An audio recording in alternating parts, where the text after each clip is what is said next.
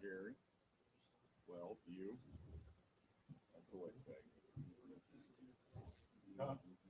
You just happy to be inside. What's he need? It's very nice out. The meeting was open. Oh. Cleanses you of your poison. Oh, yeah, right. Exactly.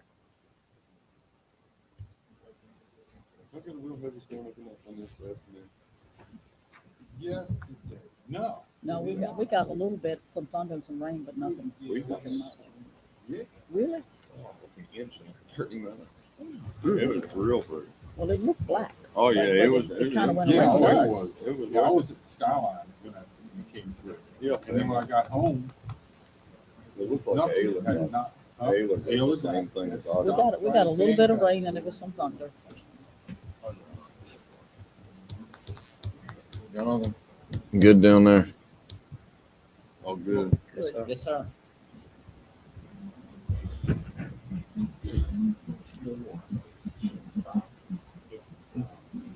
They're different proposals. Oh. Yeah. I got it. Okay. All right. Like to call the Board of Supervisors meeting to order. As always, let's start with the Pledge of Allegiance and a moment of silence. I pledge allegiance to the flag of the United States of America, to the republic for which it stands, one nation, under God, indivisible, with liberty and justice for all.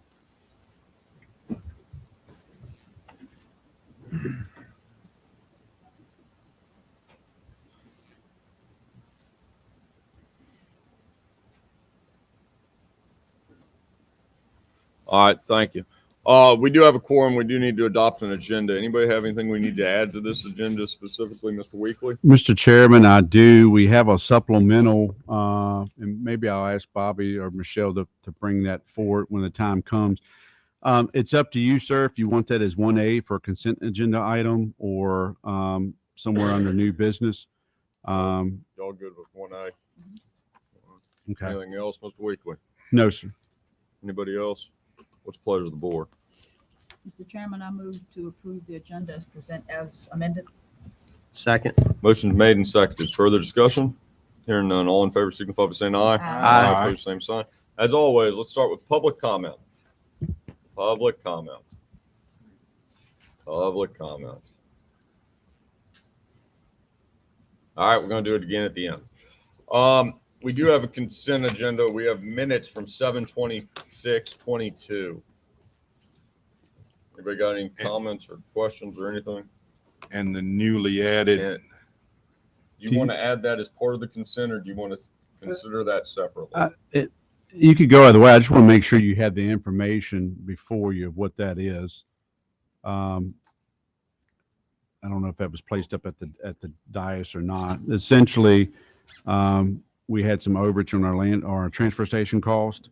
So that is the supplemental appropriation to fund that so we can pay that invoice. So whether you want that as consent, sir, I just want to make sure you have that document in front of you. Yes, If sir. not, I will have staff bring that up. I don't know, Mr. Chairman, I think probably ought to look at that There separately you since go. it wasn't in the package for the Absolutely. public. So I'll move to approve the consent agenda, which contains the minutes from the 7/26/22 meeting. Second. Motion's made and seconded. Further discussion? Hearing none. All in favor signify by saying aye. Aye. Opposed, same sign. All right, the supplemental for the transfer station.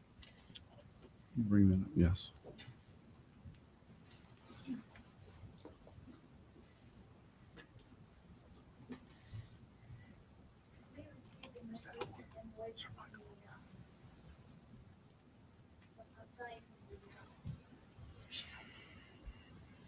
Turn it on. Is it on now? Sorry. We received our most recent invoice and budget-wise for the transfer station, it was a little bit over. So we have prepared a supplement for about $20,000, $5,000 to cover the overage in order to have enough to pay that invoice. And that's the reason for the supplement to finish out for FY22. Can you give them the exact amount, please? The exact amount of the invoice is $61,509.16. I'm sorry. What's the supplemental The appropriation? supplemental is for 25,000. I'm sorry, I thought that was in their packet. It's the supplement is for $25,000 even. Okay. All right, questions for Michelle? So I just want to add, if you may recall, I think it was back in April, we got notice from Mr. Thornhill, the operations manager of Updike, that there will be increases, obviously transportation costs and disposal. So that was an unanticipated cost. So we did run over a little bit, but that's the reason for it for the board and the general public. What y'all want to do? Yeah, Mr. Chairman, I move that we approve the supplemental appropriation, $25,000 for the transfer station. Second. Motion's made and seconded. Further discussion? Is there a number on that supplemental? Supplement is 32-08092022. Good. Any further discussion? Yes, Mr. Chairman, I'd like to ask Mr. Weekly, are we contractually obligated to that overage charge? Yes, sir, because it's tied to their transportation costs. But yes, sir, that's all spelled out in the contract. The other information spelled in the contract is the notice provision, and they did that in April. They gave you the notice of the increased fees. Yes, sir. Okay, thank you. Yes, sir. Thank you, Mr. Chairman. Further discussion? Hearing none. All in favor, signify by saying aye. Aye. Opposed, same sign. Thank you. All right. Khalil, with rural Madison. I understand you're going to tell us all about the share shed. There you go. John.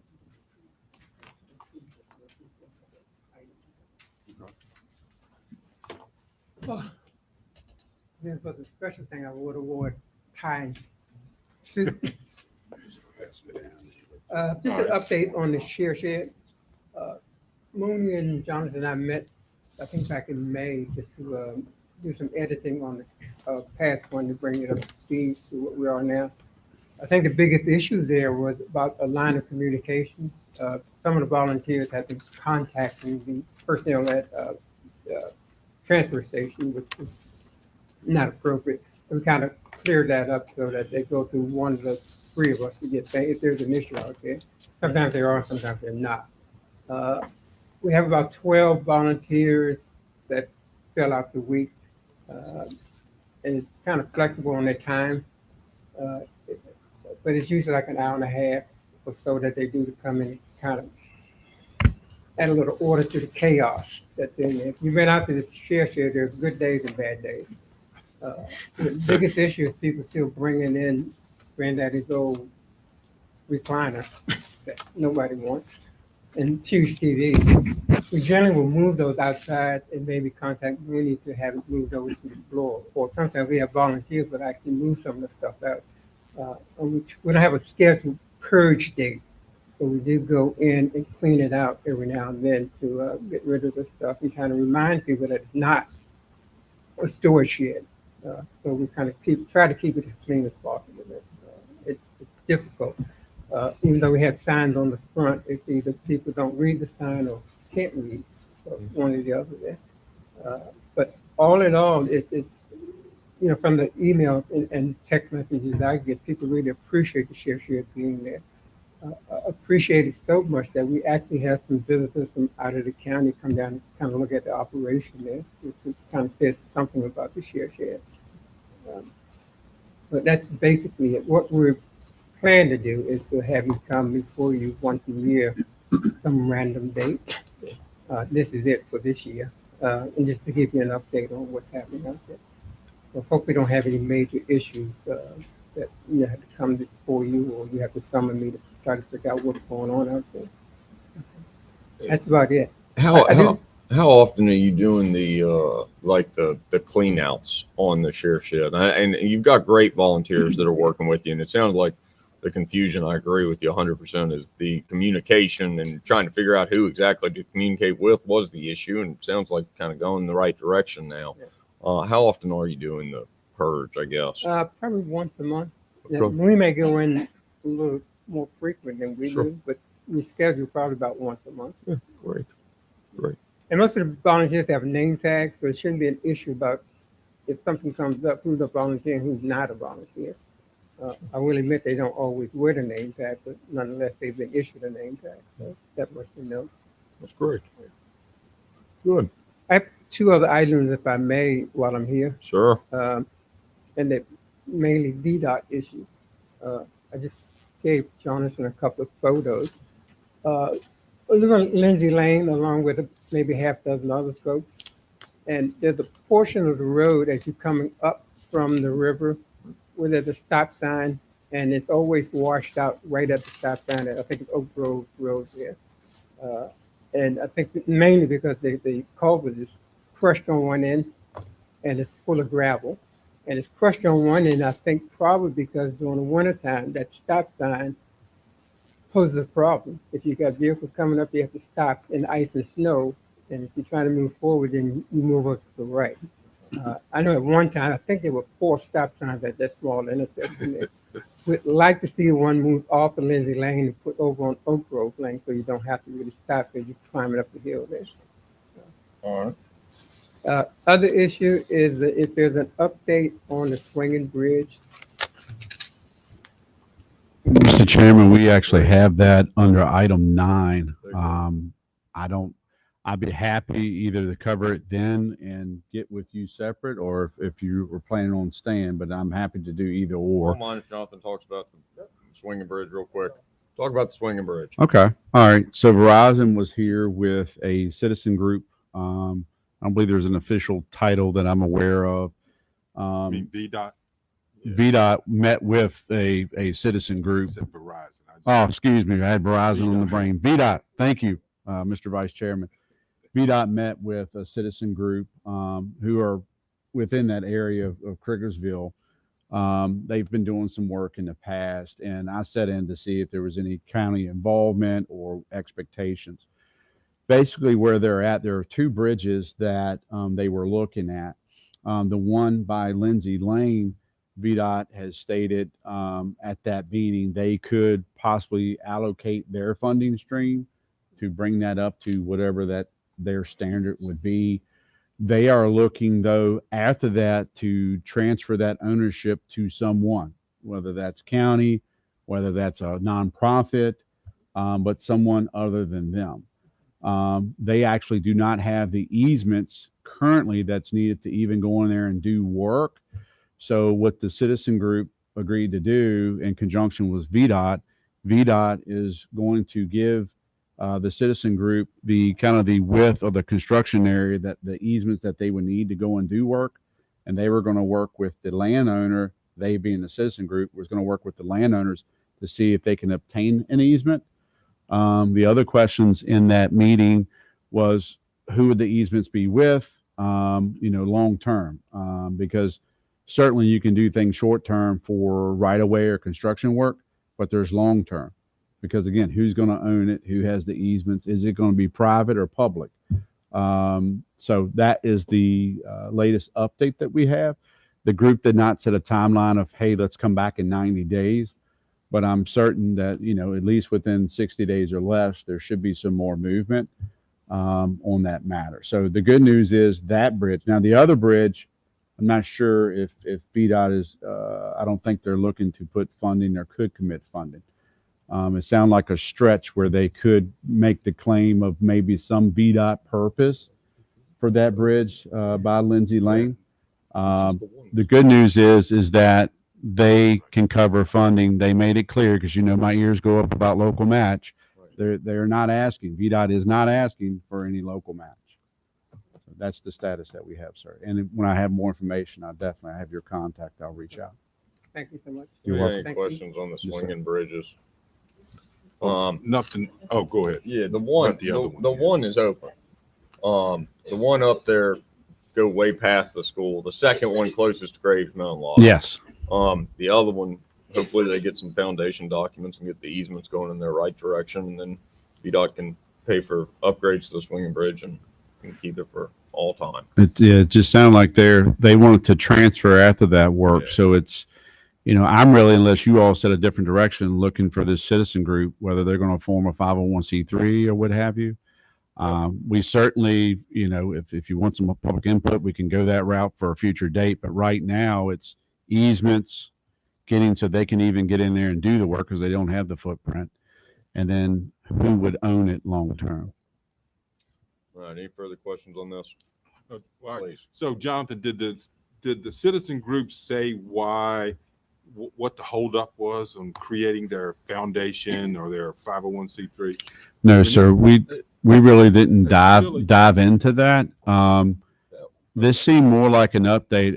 The impression I got, sir, was, this is kind of set stagnant for a little bit, other than, okay, will VDOT look to allow this bridge to come back to life, if you will?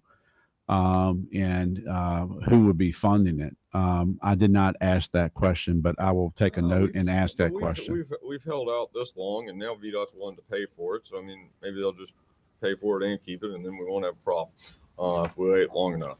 But Mr. Yeah, I will follow up on that. Sorry, Mr. Jackson. Also, you got Khalil's comment about up there at Lindsay Lane where it comes in, and you can see it in his picture. If you come on past the low water bridge there, keep on up the hill, you're going to talk to VDOT about the pipe and the stop sign. I will. I was having to pinpoint that down. I really haven't. I've walked that bridge, the swinging bridge, but never gone beyond. So I'm trying to track Lindsay Lane actually intersect somewhere. So Oh, yeah. yes, sir. I will reach out to It's a VDOT. high traffic Yeah, area. use his Jeep to do it. Yeah, you kind of bounce around up there. Sir, did you want to cover all other remaining VDOT items or come Yeah, back yeah. to that? No, we'll come back to that. Okay. Yeah, we'll come back to that one. All right. Any other questions on any of those items? All right, let's walk down some constitutional officers, county departments, committees, and organizations. Mooney, tell us about facilities. First of all, good afternoon. So today we had fire inspection, the inspection on the generator at the fire department. There were some batteries that exploded in there, so they had to replace the batteries in that, but everything else was fine. They sent me some pictures and stuff. I told them it needed to be taken care of. We need that. So next on my list is the Commonwealth Attorney's Office. So we had a leak there. I believe it was Friday when we had that quick rainstorm. So we went up there on the roof, and the shingles are so brittle that they fall apart in your hand. I've had two contractors out there, and they saying that it's in real bad shape, that it needs to get done ASAP. So the problem is it's a membrane underneath of those shingles. Now the shingles require plywood to be underneath of it. So they're gonna have to put plywood down and put new shingles up there, or unless the board want to go for metal roofing. We're talking about probably about a $10,000 difference in metal than shingles. So I met with an engineer up at Cricklersville School today. They're checking for some tanks or something that's on the plat, that it was some underground tanks. Not sure, couldn't find them. So I wasn't aware of it. So if you guys have any insight on that, will you please let me know? If you couldn't find them, I'm sure they're gone. Keep going. And lastly, all the items from the bus shop has been removed. So we don't have any more items on the auction. Everything is gone. On your roof on the Commonwealth Attorney's office, you talked to two, I understand. You got to get one more for sure. Correct. Are you asking prices on both shingles and Correct. on metal from all of them? Yes. And I assume it's not a membrane. It's probably sitting on purlins, isn't it? Yes. Yeah. But it has a membrane underneath of it. So Okay. it's kind of the weirdest thing. I've never seen it before. Well, that's quite the roof. All right. So come back to us with some prices, and then we can try to figure out what options we've got, and hopefully it doesn't pour in too much. Anybody got any questions for Mooney? Thank you, Mooney. No problem. Jerry, Lindsay, Parks and Rec.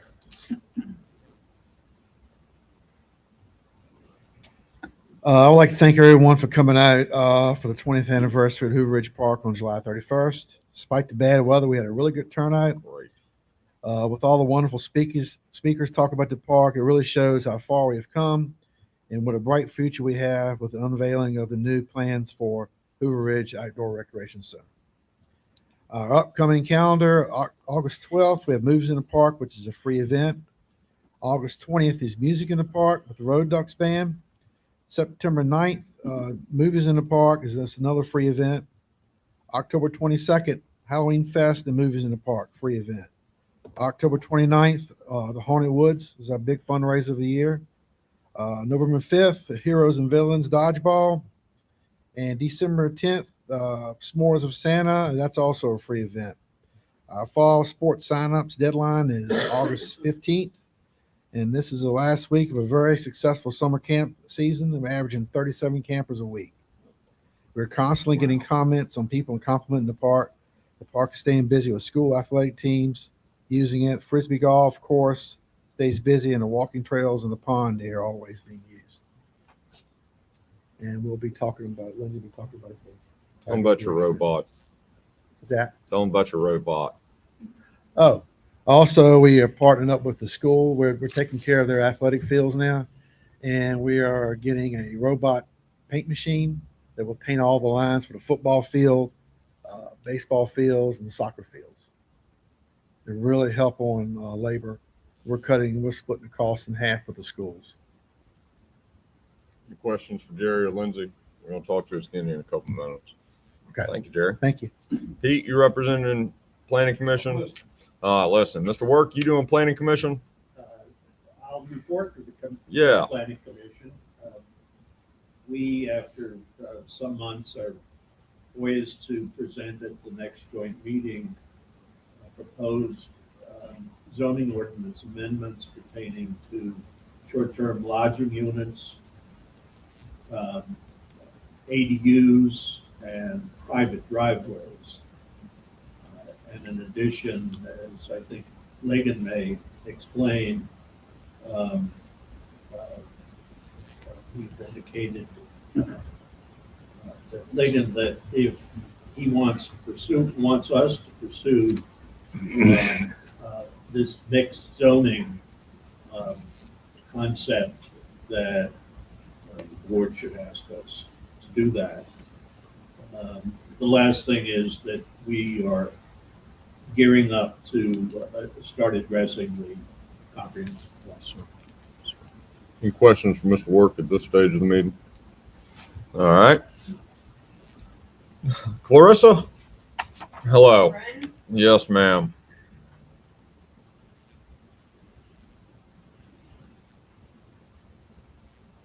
Moody is correct. It is the triumphant return of the Berry Aquatic Center. Although this time we're coming from the top and not the bottom. If you'll remember a while back before we even had the basement issue, there were issues with water coming in around the windows. And so we were able to get the brick repointed, and we've gotten a lot of that stuff resolved. And at some point, I think the county is going to do some sort of facilities Study. something or other, Assessment. which will hopefully result. I've now been in office almost 7 full years, and I think it was probably 7 or Longer than 15 years before. I mean, it hasn't been painted or anything since probably 2007, 2008 when they started using it. So there is a little bit that needs to be done. They're on their way. We're happy. I assume the internet is still working. Big True.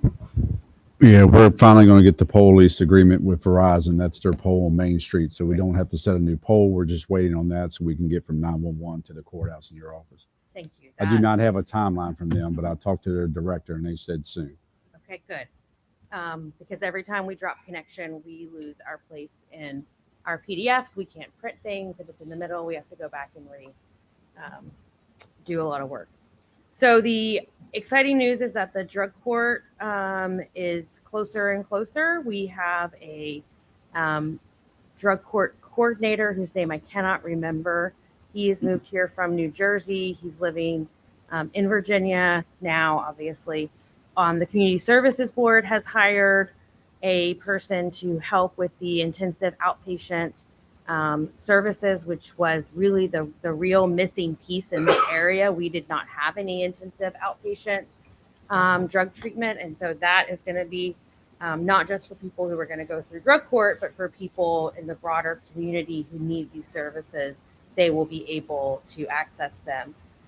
We are continue to be very busy with our jury trials, probably going to have to start double booking them. As you know, we share Judge Franzine with Orange County. We are supposed to have 4 circuit court days a month. There are some months when that's 3 jury trials and a motions day. Sometimes we're lucky if Judge Franzine's able to come here one day and we will get a retired judge perhaps. So there's a lot of flux going on with that. I know that Mr. Goodlow sent over his latest and greatest PowerPoint presentation. Has he come to present that yet? I don't think so. Okay. And then on another happy note, we will once again, my office will once again have an intern from the high school. We've, for the past several years, had high school seniors work with our office as part of the Blue Ridge Governor's School Program. And then we continue to participate in the prosecution clinic through the University of Virginia School of Law.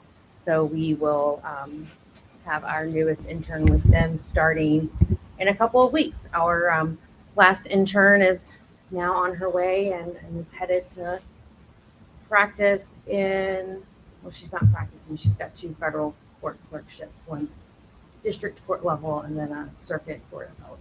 Clarissa, when do you open that up for potential Blue Ridge students? Because I have one that I know has asked me multiple. They just email me. Okay. Tell them to email me, Okay. and we can go from there and try to come out with a idea that suits their interest and potentially can provide a benefit to our office as well. We are considering maybe doing a jury survey from some of our past jurors to find out what they thought about either the presence or the lack of forensic evidence. Not every crime has forensic evidence. And, sometimes if everyone has touched the podium, there's gonna be a lot of DNA. And it can be very hard to source out which one came from which person.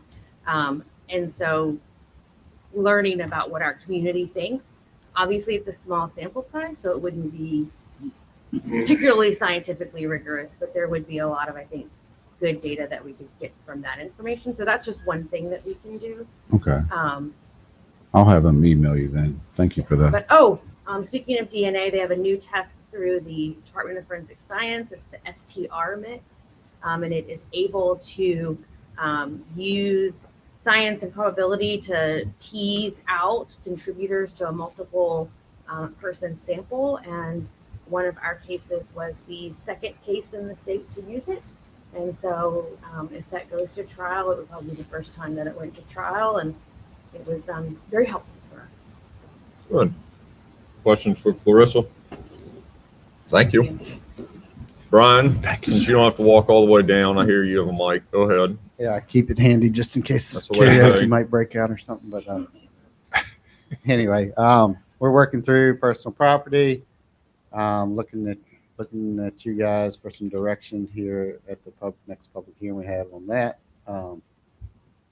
Attended the Blue Ridge Cigarette Tax Board meeting last month. People are still smoking. And they had some projection numbers there and compared to what they estimated, and we underestimated the amount of people that would smoke or the amount of revenue that we would receive. But anyway, if you want to see some numbers on that, I'd be happy to share those numbers with any of you guys. I'll get some to you as well, Jonathan. I just hadn't kind of packaged it up for Madison, but Assume that's a pretty exciting meeting. yeah. I mean, down in Charlottesville. Right. It's right in the middle of Charlottesville at the city space. Anyway, You're enjoying yourself. Good. exactly. That's all right. Have another meeting tomorrow. State land use. Also meeting with the forestry department. There's a fund to hopefully try to reimburse localities a portion of revenue loss for those participating in the forestry part of land use programs. So I'll be a part of that steering committee, and I'll try to keep you guys posted so we can have our input. Very good. Questions for Brian? Thank you, Brian. All right, Brian, number 2. All right, radio project is going well. If you guys haven't made it out there, they have begun construction on the tower. They will build the first 60 feet from the ground and then stack the remaining 3 sections, I believe is how they're going to do it, the week of the 22nd. The shelter is scheduled to be delivered the week of the 22nd as well. It looks like right now the shelter was delivered to their staging area today. And what they're going to do is get the shelter the tower sections completed, so they don't have to bring the crane in one time. So that's the week of the 22nd. Greene County Sheriff's Office and our site will both be stood up at that point. So long story short, end of August, we should have tower, shelter, and that site starting to get infrastructure put into it. Hoping to have that thing done by the first week of November as far as operational goes. The biggest piece we have missing right now is the microwave, and that is depending on one of Greene County sites getting solidified so that we can get microwave paths set up before we set everything in place, so we don't have to get tower crews come there and set microwave one time. I talked to my counterpart in Greene County. I think we're in a good spot with that. Hopefully it's coming quicker rather than later. Call volume has been static for this. It's been more so than last 2 years, but it's pretty much on par where it's been the last 5 prior to that. Total calls handled last month was 4,140, and calls for service were 1,082. So it's not like we're tremendously busy, but we're getting back to the normal as of the last 2 years. We definitely had an increase, but it's where we should be. That's all I have for right now. We got the brain for this radio system in Madison that was supposed to be in Greene originally. Is it all? Yes, sir. Is it in place at this point? No, that's going to be going to shelter. They're going to install at Hoover Ridge. The core will be installed at that building. If I may, Mr. Chairman, Mr. Gordon and I will be having some future conversation. It's quite possible in the near future we'll be talking to you about the Hughes River site. So we know there's a total project. It is good to hear the brains, as you stated, will be here in Madison at the Hoover Ridge site, but look for an upcoming update and maybe some further discussions on that site as well. Thank you, Mr. Gordon, your work on all that. Yeah, just for clarification, the north end site is what we call a spur site. The ring itself is not dependent on that site. That's a site that we're going to shoot microwave path to from Blakey. If that site doesn't exist, the rest of the radio system works. So we've got some time, and I've actually talked to Motorola, and they're crunching some numbers and some logistics. If push comes to shove and that site gets pushed back farther than we think it will, turn the rest of it on and then come back to that when we can. That's what we're looking at right now. I don't see in my small brain, of course, they have all these engineers working on it, but I don't see the reason why we can't do that. So we'll see where we land with that. All right. Thank you, Brian. Mm-hmm. Noah? Good evening. July was busy, 150 calls. We were able to trim our response time down to 8 minutes. We remain fully staffed. Commendation to Deputy Motto. He deployed one of our first deputy AEDs recently and performed high quality CPR. So I'm hoping that that program will continue to take off and we'll see good outcomes. Recently started a patient satisfaction survey. This is part of the Standards of Excellence program that we're working with through the state. And part of the requirements is to have that survey, what we're doing well, what we can improve on. Did stand by at the fair, that went well. And our annual skill drill, that basically assesses everybody's clinical skill set. Our medical director attends, and he was pleased with what he saw. I also have Gavin's report.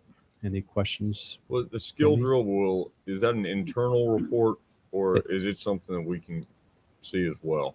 Y'all are welcome. Yeah. How many please send it to, I appreciate it. How many patient surveys have you done so far? I have not received any yet. but it started last week. So Yeah, so we're doing well so far. All right, good. Yeah. Questions on EMS? All right, talk about Gavin. all right. So for emergency management, the MCI trailer is now in service. He is finalizing the public assistance grant. That should be done within the next 2 weeks. And he appreciates everybody who's helped him out with that. Football, we're prepping for standbys. Taste of the Mountains, thanks to Tracy, will be there in attendance. He is scheduling an LEPC meeting for September. And there's an all hazards TEACS training in Texas where some staff will be going to that. That's covered by FEMA, so there's no out of county costs for that. What is that? It is the FEMA all hazard training, and it is for emergency management. And both Deputy Chief Helm and Mr. Gordon, because he's part of that emergency management as well, will be attending. That's our 2 representatives. It's a nice time to visit Texas.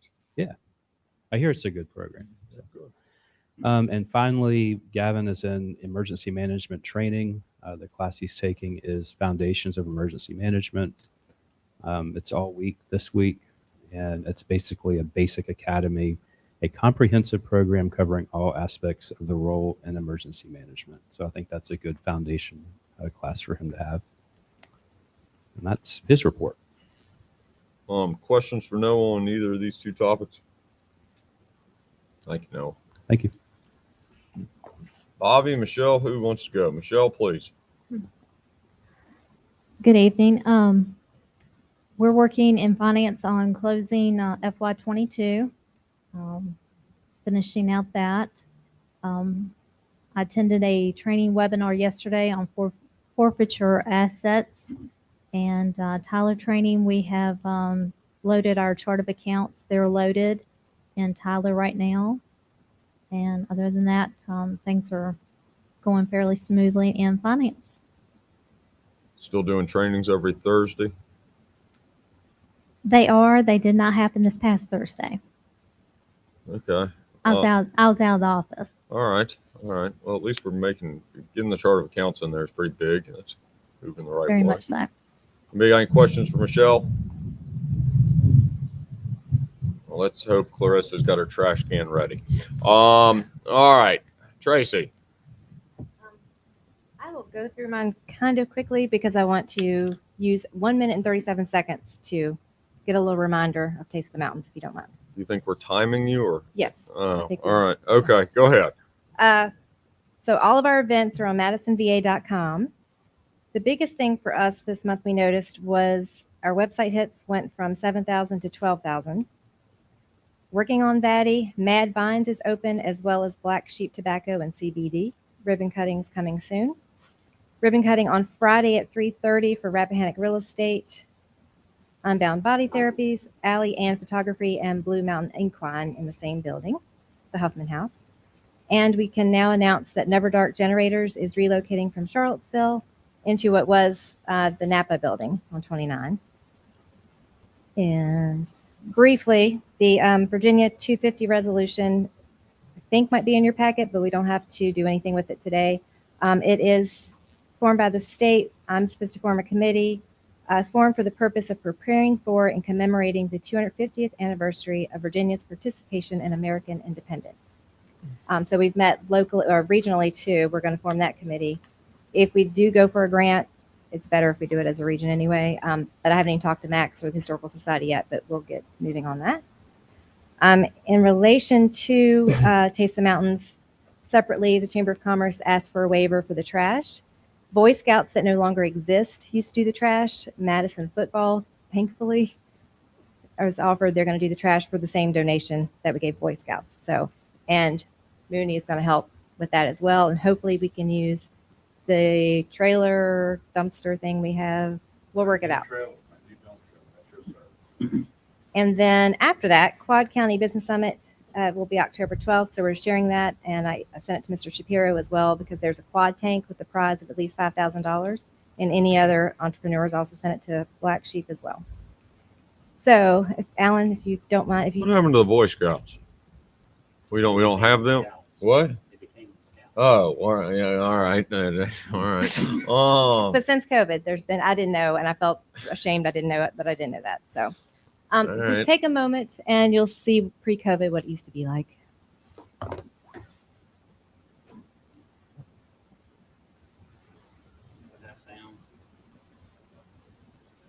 Hey, turn the music up.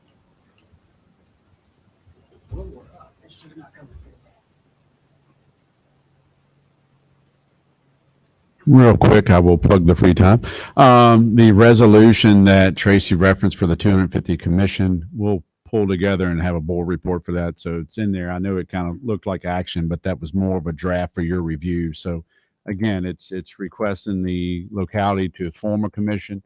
So we'll come back either late August or first meeting in September and ask for you to please consider adopting that resolution. And then Tracy and myself or whoever involved will move forward on that. Oh, and David Lucky Gilmore, who passed away, is in here too, and said that he's going to be little something to remember him by too, as well at the entertainment tent. All right.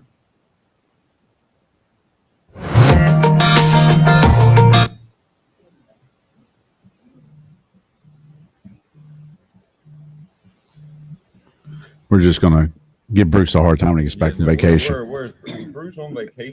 He's at another beach this month. All right, here we go. Thank you, sir.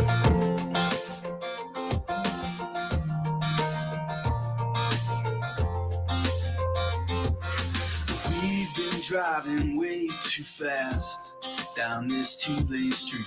Windows down, your feet, yeah, they're hanging on now. The wind has got you.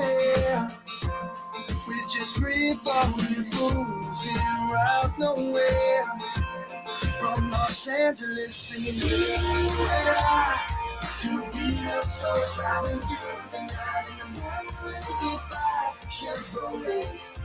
With the ass down, hey now take my hand and give me those eyes. Don't stop the beat of the road full of inside of me. You and I, two beat up souls driving through the night in the 95 Chevrolet. With the ass down, take my hand and give me those eyes. Don't stop the beat. Inside of me, yeah.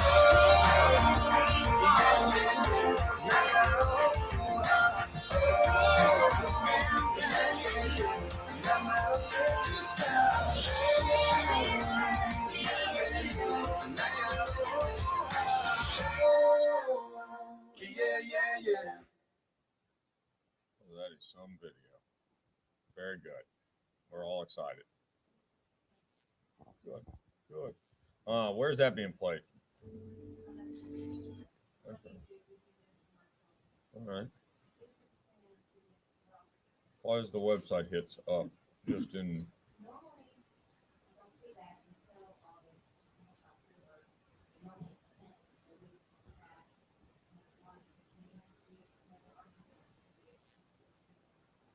Yeah. Good. Anybody got any questions for Tracy? Ligon. Yes. Peter had already kind of talked a little bit about some of the things I'll talk about, but just to get an idea of the next couple months. September joint meeting. I know it's still a little bit of to be determined, but I believe the Kriegersville school application will move forward. I think there were some questions that maybe wanted to be answered about the septic, and I know that Mr. Shapiro is doing a perk test, having a soil scientist out there on the 22nd. So we should have good information. I think usually you get those results back pretty quick.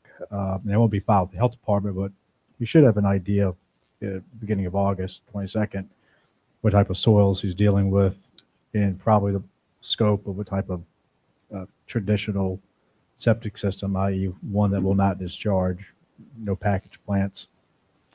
So I would imagine if that's the case, we could move this forward. So I'm working on a set of conditions for Quigleyville School with the applicant, going back and forth. I'll talk about this in a few minutes, but the ordinance amendments that we worked on, the Plan Commission has worked on the last 6 months, those again, depending on your feedback today, could be ready for September. Then looking ahead to October, we're looking at glamping proposal on Fort Shop Road that will finally come forward. They have acquired 20 additional acres. So that's something that, again, the Plan Commission will work through the next couple of workshops. Another one that will come forward in October is a very small rezoning on James City Road and Kirtley Road for potentially an auto dealership, and not totally an auto dealership in the traditional sense, but that's something you can get information about. It's in the packet if you want to look at the last Plan Commission workshop. And the solar project there by Yoders, that looks as if that will, they have an agreement with REC. They want to move that forward. I'm a little hesitant maybe for October. I don't think time is necessarily we've been talking about this for a couple of years, so I might recommend they push that to November. We will have to work, we'll put together a siting agreement with them to present to you if you're inclined to approve it. It would need a rezone and a special use permit. And I have talked to a few other localities. That is something you can do. Always found a little odd to rezone and special use permit, but apparently it is done in other places, and I've got some recommendations on how to proceed with that. And in September and October, we have a couple of by right subdivisions. Just, things that meet all the codes and requirements. So those will be sprinkled in.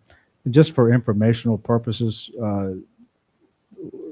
to date this year, we've issued 48 new single family dwellings in Madison last year. And that's including some of your modular manufacturers of stick built manufactured homes would be included in that 48. Last year we did 76. So we're well on our way probably to having match what we did last year, which was compared to the years before, we were around that mid to low 40s. That's sort of the normal permit. So you can see we had a pretty big spike. It looks like it's staying, and we'll kind of see where the future happens. So I just thought that was kind of some interesting information. Questions for Ligon? All right. Valerie? Good evening. I'm most happy to report that the Department of Social Services staffing situation is stabilizing. I've been able to hire a couple really quality candidates in both the benefits area and in the family services area. We have been administering cooling assistance, seen a spike in applications for SNAP, so assistance with food. We continue to partner with the Blue Ridge Area Food Bank on both the Reach home delivered boxes of food for disabled and elderly folks, as well as the mobile food pantry at Riva. Been working collaboratively with a lot of folks on some back to school programming. More than 100 children will get a new pair of shoes to start the school year. A local business donated haircuts for students going back to school. And there's going to be a great back to school carnival this Saturday at the Young Farmers Grounds, where not just the schools, but a lot of nonprofits, and it's going to be a pretty big event for the first time they've done this to really kick off the community school year with a lot of positive energy and the whole community coming around families and kids and helping them become aware of resources and that sort of thing. I'd like to just take a brief moment to thank the citizens of Madison County for coming out in a huge way. I have some connections in southeastern Kentucky and coordinated just at the last minute a social media appeal for donations for flood relief to go to Kentucky. That appeal went out Friday afternoon, and by Sunday night, I had a truck full of donations that went down on Monday with 3 Madison County folks going to help. That then was followed by a trailer load of supplies that went down on Wednesday with 4 additional folks that participated in mudding out homes. I didn't get in the mud, I have to say, but I helped run their supply distribution center at one of the schools. So as part of the local emergency responder folks, I've learned a lot of lessons about what not to do. and really look forward to actually another load of supplies going down tomorrow. So again, right now there's a tremendous bottleneck of all the supplies going in that area and not enough volunteers to organize and distribute them. So there's a halt on the distribution of supplies, but that part of the world is definitely going to need some help for years to come because devastation doesn't capture what's going on down there right now. So again, thank you, Madison, for coming out really quickly and allowing for our immediate response. Thank you, Valerie. Anybody for Valerie? All right, I think we've hit everybody. All right, let's go to old business, personal property tax and vehicle license fee. Mr. Weekly? Thank you, Mr. Chairman, members of the board. I continue this as an agenda item as old business. I am here to report that per your direction, we have advertised for a public hearing on August 23rd at 6 p.m. You will, at that time, have a public hearing to consider essentially, I think we advertised for a $3.20 personal property tax rate, where I believe it's currently at $3.60. Certainly the commissioners here as we get into discussion if you have any additional questions. You've also advertised for a public hearing on August 23rd to give consideration. You talked about the vehicle license fee last time.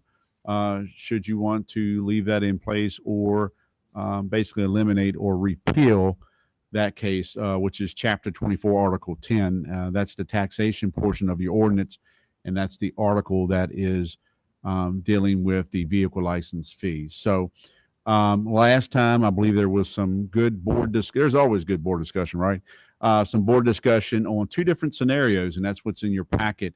It was looking at or considering a $3.20 personal property tax rate and eliminating the vehicle license fee. The other scenario was a consideration of a $3.05 personal property tax rate with keeping the current vehicle license fee. I believe that information, those two examples, is in your packet, same as last time. So mainly if the board wanted to have any additional discussion, you could, or any questions of staff or our elected official, or again, our commissioners here tonight.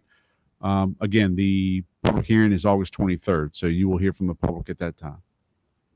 Sounds like, and we've taken the good advice from Jim down here with your idea of the 305 and then the $30 fee staying in place.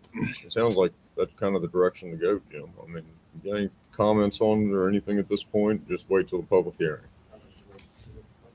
There you go. Anybody got comments on this one? Let's go to public hearing and move on from there. Okay. All right, Betty. So I'll give you a quick update on this. The last time I reported to the board, we had an RFP out, which we were reviewing and in hopes to select an internet service provider to be a co-applicant for the upcoming FY23 VATI grant application. That application is due August 25th. Ms. Gardner and myself were your official review committee of those proposals. We did receive 3.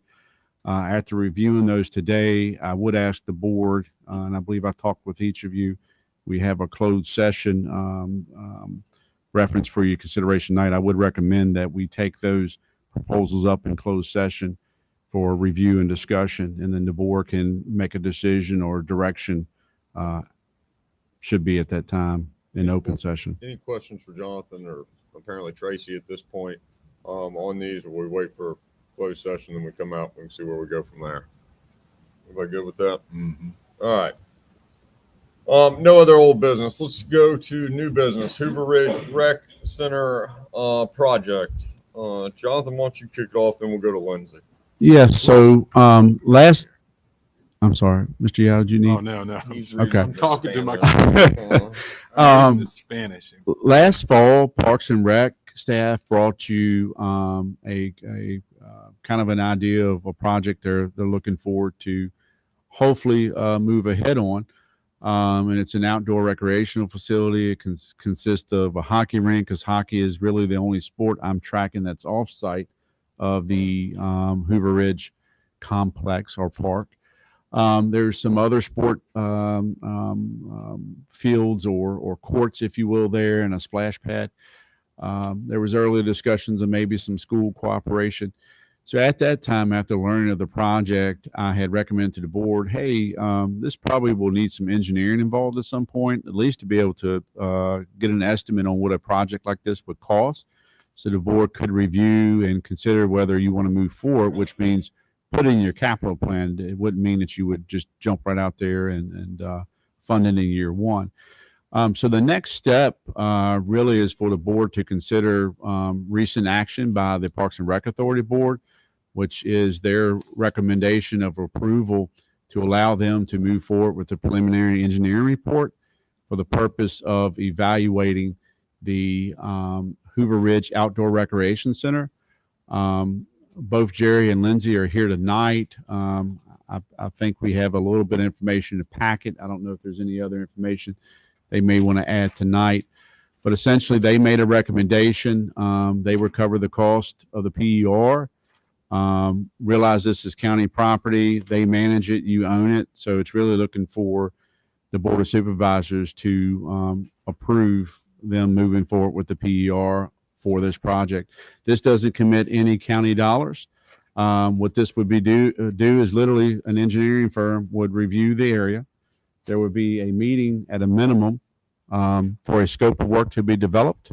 We have contracts or term contracts now with engineers based upon your recent approval.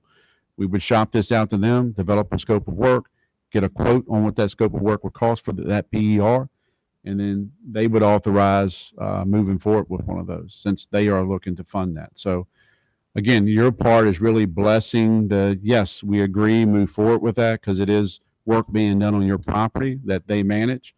I certainly, from a staff standpoint, would recommend that you move forward on that.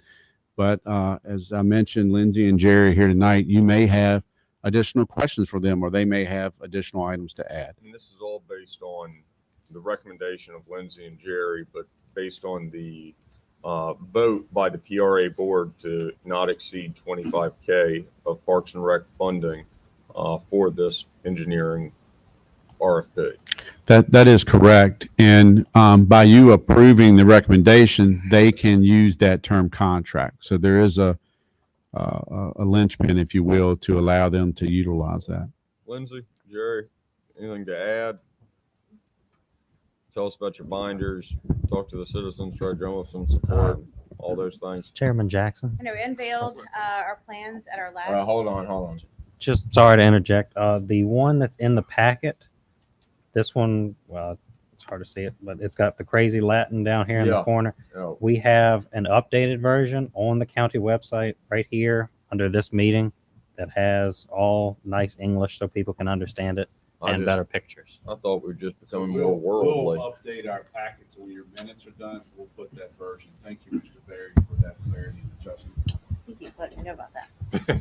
Lindsay. So this is the rendering we had LTA, a landscape architecture group out of Charlottesville, compiled based on what we'd come up with last year on some things that we wanted done at Hoover Ridge. As you can see, we've got the full, there's an accessible playground, splash pad, bathrooms, tennis, pickleball, basketball courts, roller hockey rink, a new picnic pavilion, some shade structures, accessible walking path.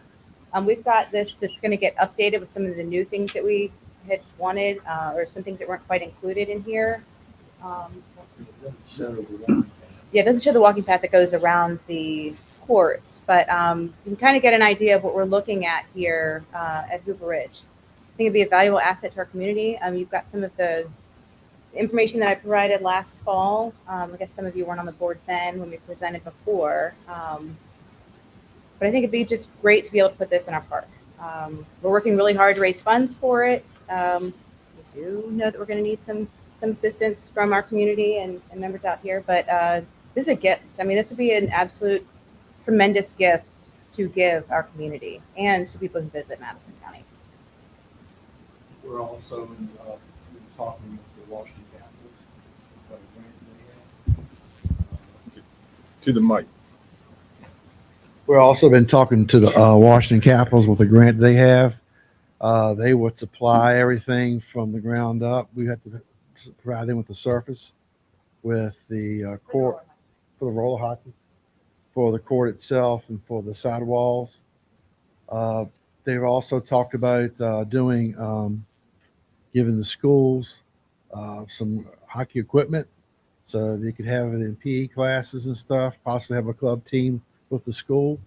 Also, they've been talking about having some players and people from the CAPS come up and do some skills training things for the kids too. So we've gotten really good feedback from them, and we showed them this last week, and they were really excited about this.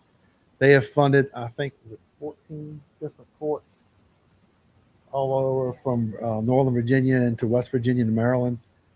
This would be the farthest south that they've done any courts with. They've done, I know that the last ones they've done one in Fredericksburg and also one in Warrenton. So the question, I guess, at this point is to us and whether or not we're going to go along with Parks and Rec's recommendation to put this out to the pre-approved engineering firms with the monies that they've committed as being the maximum. Is that correct, Mr. Weekly? Yes, sir, Chairman Jackson. What would y'all like to do? You have questions on this specifically that Lindsay, Jerry, Jonathan can answer? Where are we at here?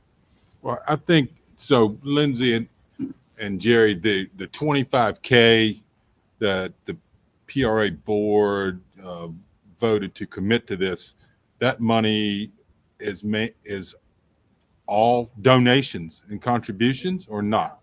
Not all of it. Some of it's fundraising. A lot of it is from donations we've gotten from community, from our hockey group. But most of it, 25,000, you could safely say is just what we Fundraising and contributions. Okay. Well, I'm getting to the point is it's not the money that the citizens have already given Parks and Rec for operations. Oh, right. No operations costs. Right. That's yes, sir. We had one organization in Northern Virginia give us $10,000 towards a hockey rink relocation. Showed them these plans. They'll give us another 10,000. Another 10,000. So, and they also plan on giving more at a later date. That's great. So right now, between hockey, like the funds of hockey's fundraising and ours, we're over 115,000 just in what we've been able to raise and generate so far, just for this outdoor recreation center project as a whole. It does not include any operational costs. Or any operational funds. And we really haven't started yet No. with fundraising. Y'all, and like we saw at your 20th anniversary, you rolled it out to everybody there. Yeah. And there was just kind of excitement from everybody in attendance that look what a neat thing may be coming to Madison. Yeah, I think it's something that will change this county for generations to come for the families of this county. I think this is the next step. We can't research a whole lot of grants until we have an idea of how much this is going to cost and kind of the scope of work. I know Alan's been working on something for us now, and we've got a lot of work to do, but we kind of need some numbers, and I think this is the next step to get us there. Other questions? So just to add, Mr. Barry has been working on a grant. There was a pre-file part, which we scored very well on, and I'm going to give this mic to him in a moment. But part in that summary, as you see the second paragraph of that summary, as Lindsay just pointed out, the PER would be needed to establish an overall cost of the project.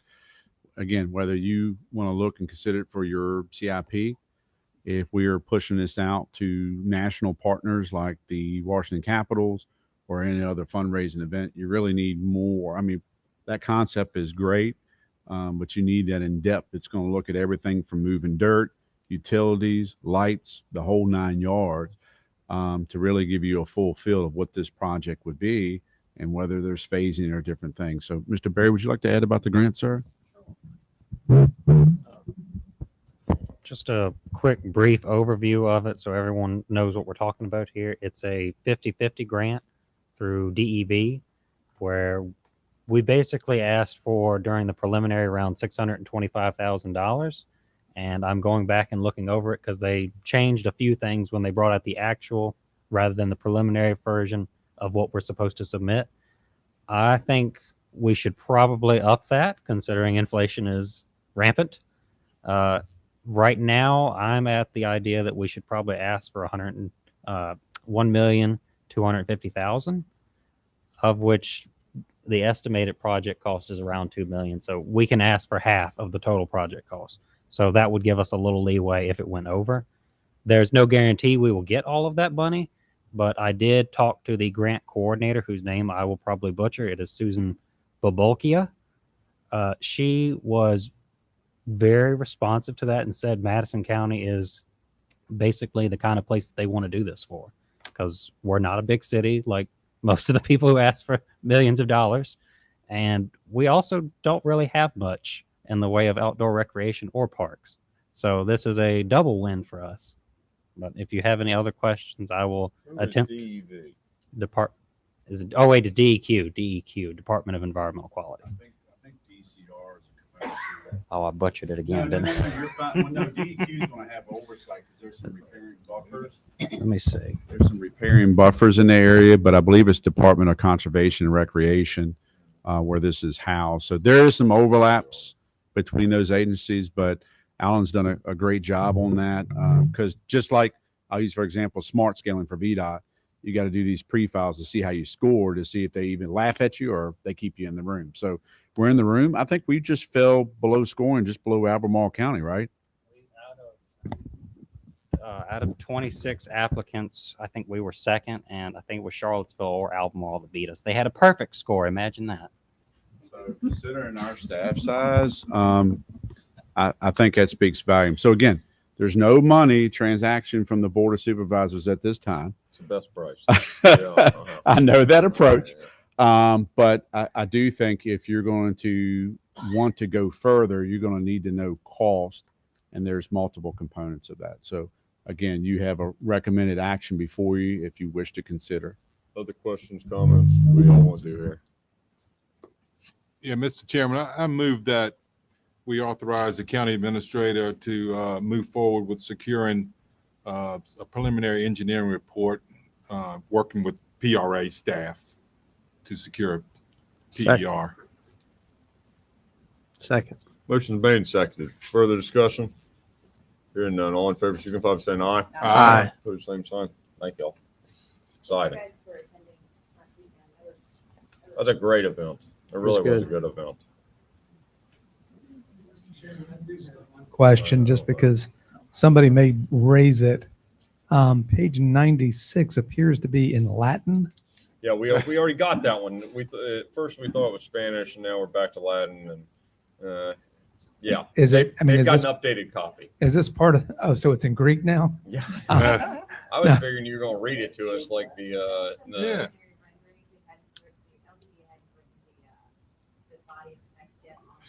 All right. So this text is not really part of what we're considering. Then It's the correct? concept drawing. So the drawing itself. We're working with real fancy engineers, or real fancy. folks. Understood. Okay. Uh-huh. Thank you. All right. Thank you. All right. Moving on. Kriglersville purchase and sale agreement. We got some modifications, Mr. Weekly. Yes, sir, Mr. Chairman. Mr. Gregg and I met. I believe Mr. Jackson was there, and Mr. Webb, and then Ashley, who is the attorney representing Felix Shapiro, who is the proposed purchaser of the Kriglersville School. Ashley put forth some, I'd say, sensible amendments to consider for your purchase and sale agreement. Really, and this is for your information tonight, because there's a survey that's being revised that has to be a part of this. So I'm not asking you to act on this tonight. Both myself and Sean can definitely add where he likes, just to give you some of that updates.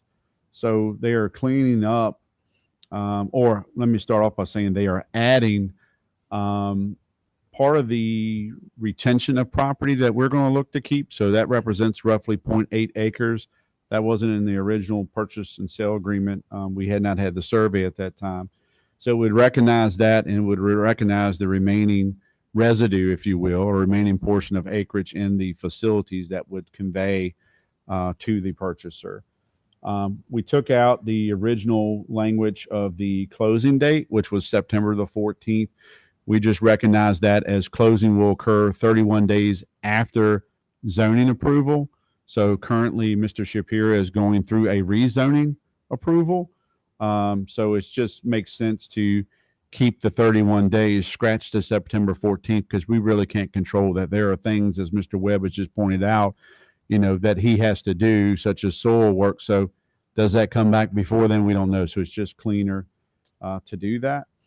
There was also language that recognized the need of construction to begin on or by 12 months from date of closing. They have respectfully asked us to move from 12 months to 13 months. There's this apparently season period with the I believe the loan institution that's required. I didn't see that as too much significance. It's additional 30 days. So those were the primary ones that I saw that in the survey that's needed. Mr. Gregg, is there anything I missed or you like to add, sir, or clarify? No, I think you've covered everything, Mr. Weekly. The real issue here is, like most real estate closings, there are lots of things that have to happen in order for the parties to close. That is exactly the circumstance we have here. The revisions to the contract really don't change any substantive rights. It's just a matter of timing. And I would suggest the best way to proceed is continue to work with these folks, and hopefully they get favorable soil studies, and they can proceed as they currently intend. Does anybody have any issues with any of these changes?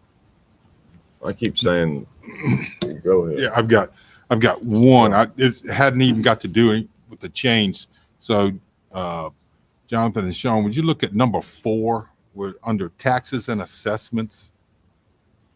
Third sentence, I'm sorry, says the property shall be carried on the real estate rolls of Madison County and shall be subject to real estate ad valorem taxes payable.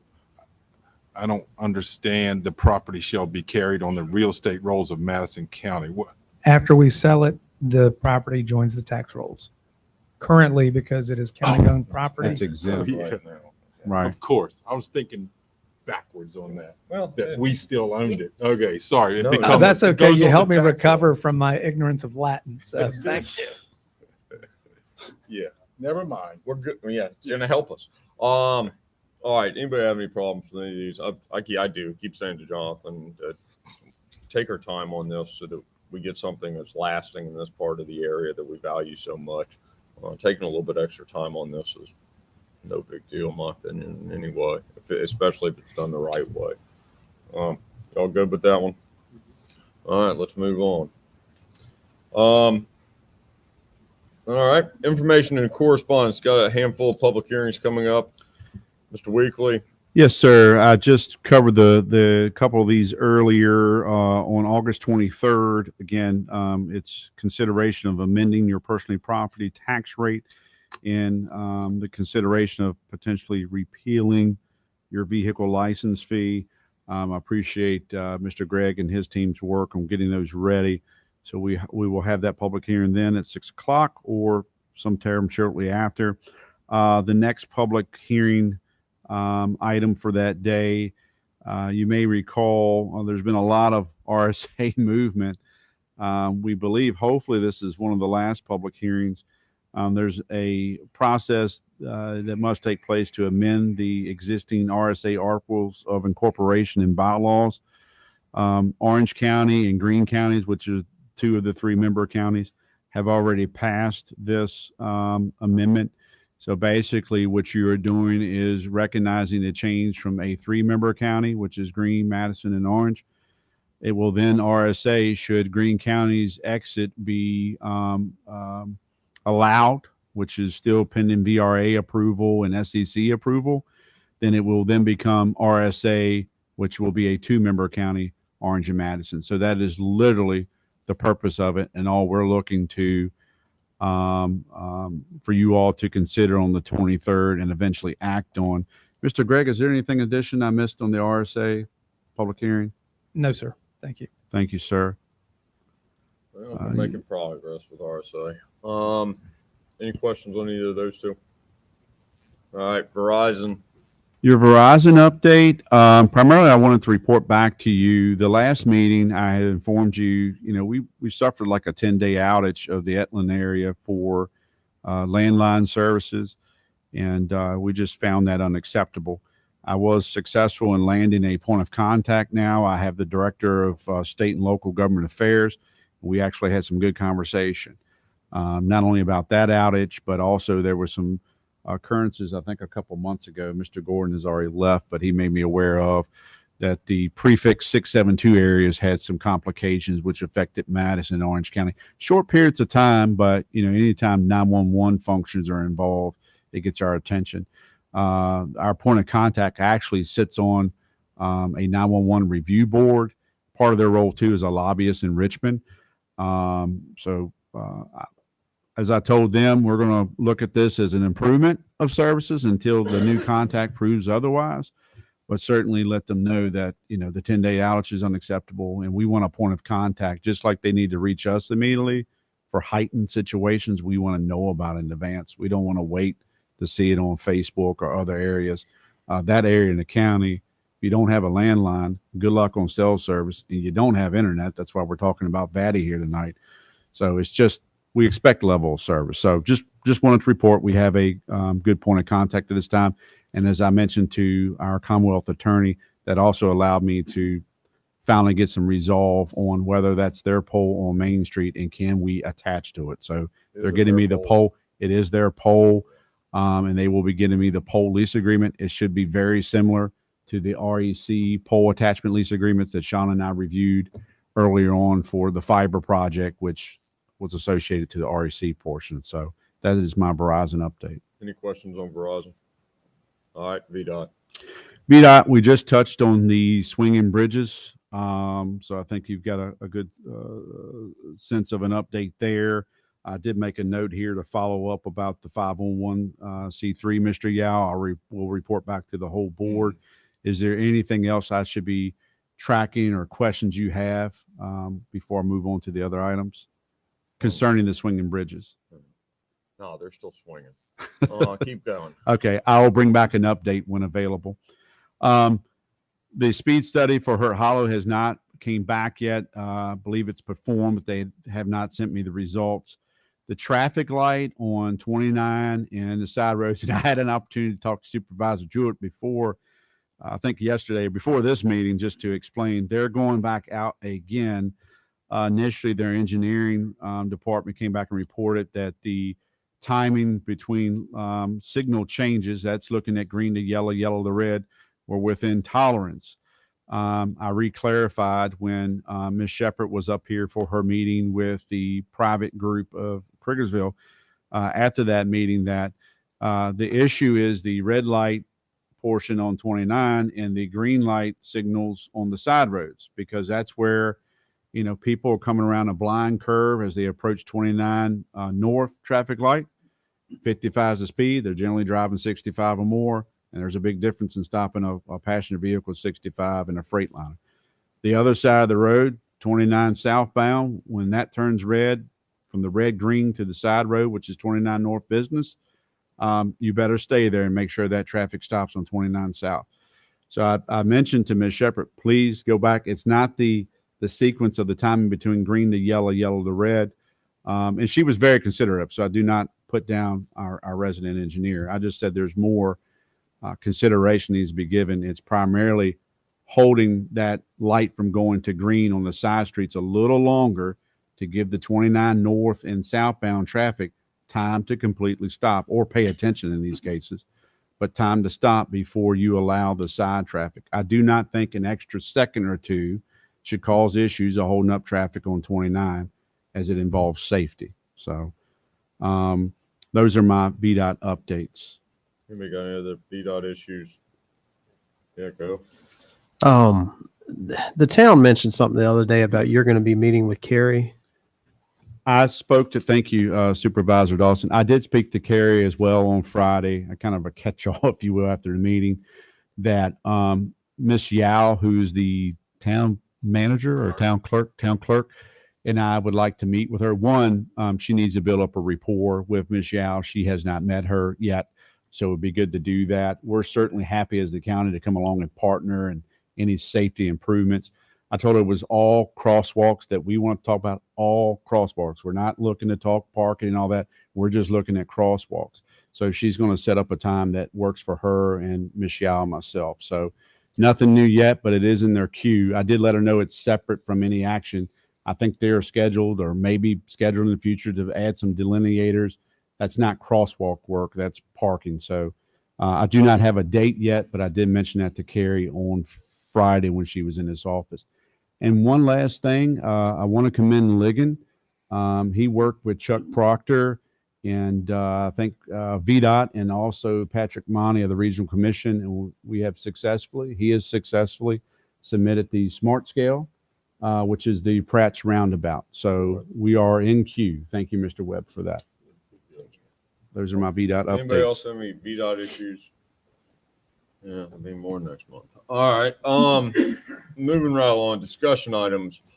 We've got 4 items that are all the Planning Commission's, 3 of the 4 the Planning Commission has been working on for a long period of time. Mr. Weekly, you want to start or you want to go straight to? I'd like to start just Please. real briefly, and most of this information, as it should, is Ligon will be going over. As mentioned earlier on, I appreciate the commissioners who are here tonight. They've done a lot of work on this, a lot of these items. Some of them are just adding, such as mini storage units to certain, I think B1 will be a discussion tonight. Items 10B and C, and maybe even 10D, those are new concepts for Madison County. I wanted these specifically as discussion items. We are not looking for board action tonight. Certainly, you are the governing body who directs us, but that is not our request as staff here tonight. I know Chair and Vice Chair regularly attend the Planning Commission workshops, so this would be a good time for the complete board to learn the body of work that the Planning Commission and Mr. Webb have done so far, along with Mr. Gregg's input as well on some of these. So that is the main purpose of the night. But 10B and 10C is I don't want to maybe say a fundamental change, but it is a change in direction for the county. So it is important for you to hear the body of work, a lot of time spent by the Planning Commission, and then really looking for direction after tonight. You want to keep these on as a workshop or kind of continuous discussion items that we would ultimately bring back with your blessing to the Board of Supervisors. Item 10D, as you heard Mr. Work mention, if the Planning Commission is going to take up any new ordinance consideration, the normal plan of action or the normal direction is the Board of Supervisors to give that directive to that body, and then that puts them in motion. So those are my comments, Mr. Chairman, and Mr. Webb is here to cover all of the topics from 10A to 10D. Thank you, sir. Mr. Webb, come on up and lay it out. All right, I'll try to be quick. On many storage units, pretty straightforward. We have moving and storage facilities as a by right use in M1. And that's traditionally what storage facilities have used in Madison. Being that we're on 29, we get a lot of calls, people inquiring about storage. I still think it should be a public hearing. I just thought an easier way as we talk through the Plan Commission work through this. I had proposed just moving or storage facilities as a by right use as a special use in B1. But we decided, the Plan Commission decided, if you look at the very back, that maybe we just would call them mini storage units and add it as a special use in B1. I mean, I would say most ordinances, other communities, storage units are usually, sometimes they're by right. I think making it a special use is reasonable. So if you wanted to do it on B1 property, instead of having it rezoned to M1, you would just come in and apply for a special use permit.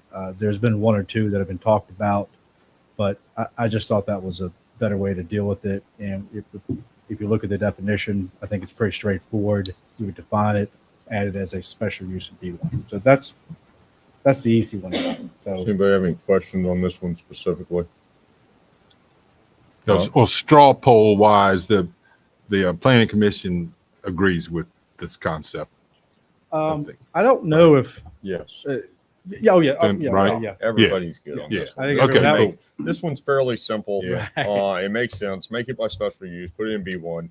Move on. With it. That one, I think everybody's pretty easy on. So, Mr. Now- Chairman, am I now- hearing clearly that you're ready to go to public hearing? Absolutely. Okay. It would Thank be what, the first meeting in September? Is that the That's correct, timeline? September 7th. Yeah. Okay. All right. Thank you, sir. Okay, so the second one here, B, we're looking at codifying short-term lodging policy and potentially adding accessory dwelling units to the zoning ordinance. Now, short-term rental policy. Again, just looking at our friends around us, it ranges from a special use permit in Warren County to many counties don't have any policy.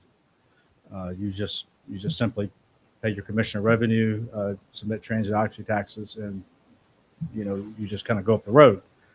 The policy that I've articulated, and it was really because there was a lack of policy in these short-term rentals and camping. New apps pop up every day. It is literally impossible to keep up with. A little learn of a new platform people are using. Of course, Airbnb is the most popular. The policy that I sort of inadvertently came up with, and I've shared it with some of my colleagues in other counties. They sort of like the idea. I sort of like the idea. I think the Plan Commission obviously thought it was a good idea. Was if you have a single parcel, a single rental on a single parcel, then that would be considered by right. You collect transit occupancy taxes, pay those to the commissioner's office. If you introduce a second rental to a site, now if you had a house and a second dwelling on the parcel, what some people do, that's just considered one. But if you want to move out of the house and make that second house or dwelling a short-term rental, then you need a special use permit. And we've done that several times with a couple in the last few years. So that's essentially the policy. It would be allowable in, if I look at the code here, it would be allowable in C1, A1, R1, and R2. When a single rental is allowed. Once you have a second one, then you're coming for a special use. So if you look at page 44 on the packet, go down, yes, you'll just see we're going to add a definition for short-term lodging that if you look at the very last sort of sentence, we just have basically stating that, you pay your transit occupancy taxes. If you have a single rental on a single parcel, we're good to go. So we would need to add short-term lodging as a by right in a special use in A1, C1, R1, and R2.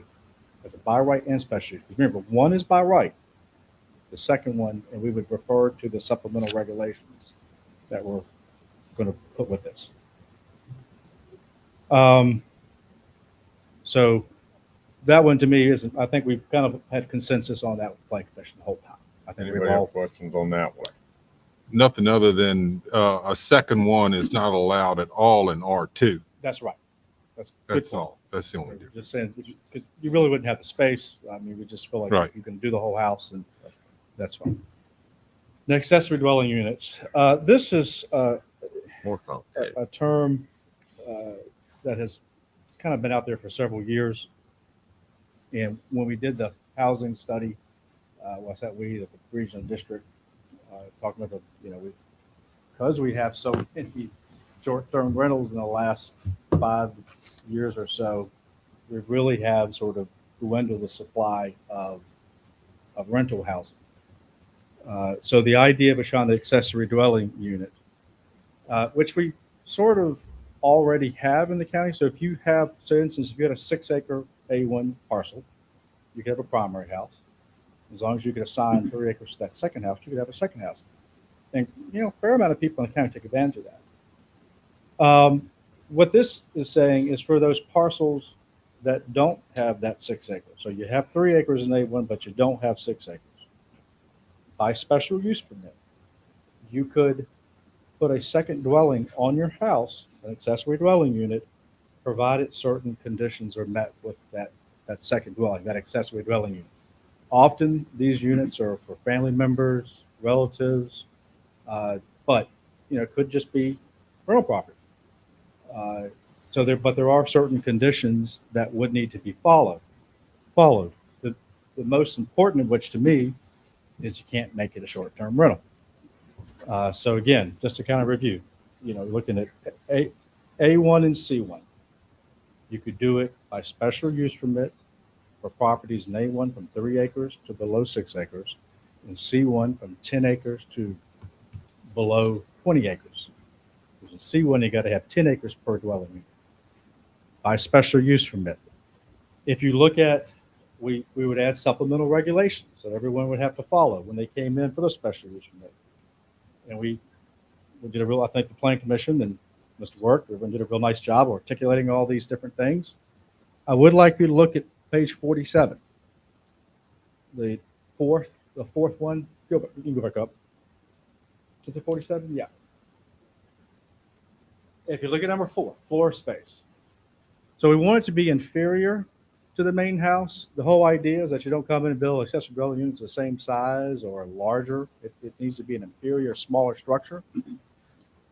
We have, the Plan Commission had recommended 800 square feet be the limit. So really pretty small structure. You figure probably the average house in the county is somewhere between 1,500 to 2,500 square feet. It's definitely going to be inferior. My only concern here, and this is just my concern, this didn't come from the commission, is that 800 is kind of small, and I'd rather go a little bit of the larger side, because you might find someone come forward with an ADU request that's at 900 square feet for a much larger principal house, and it might just seem totally reasonable. So my suggestion, just to think about, is that maybe change that. If you can see, I had just recommended the gross floor area of ADU may not exceed 1,000 square feet and shall contain less gross floor area than the lot's principal dwelling. That's a very small concern, but I do believe it would give a little more flexibility.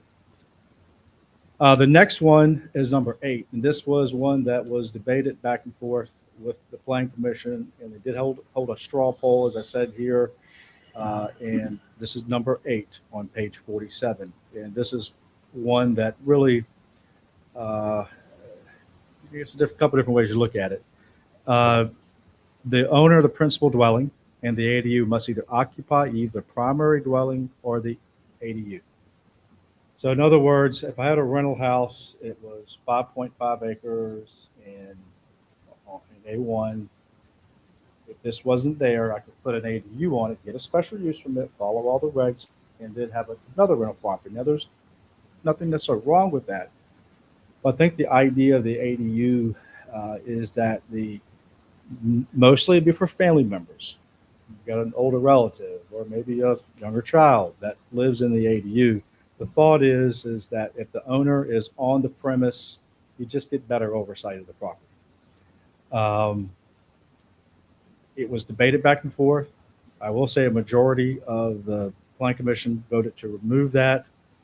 I think it should be determined if it gets to the board what you might consider to be best. I don't think it's uncommon in most ADU ordinances that it does. It's fairly common in most ADU ordinances that the owner has to live on either or. Now, there are exceptions.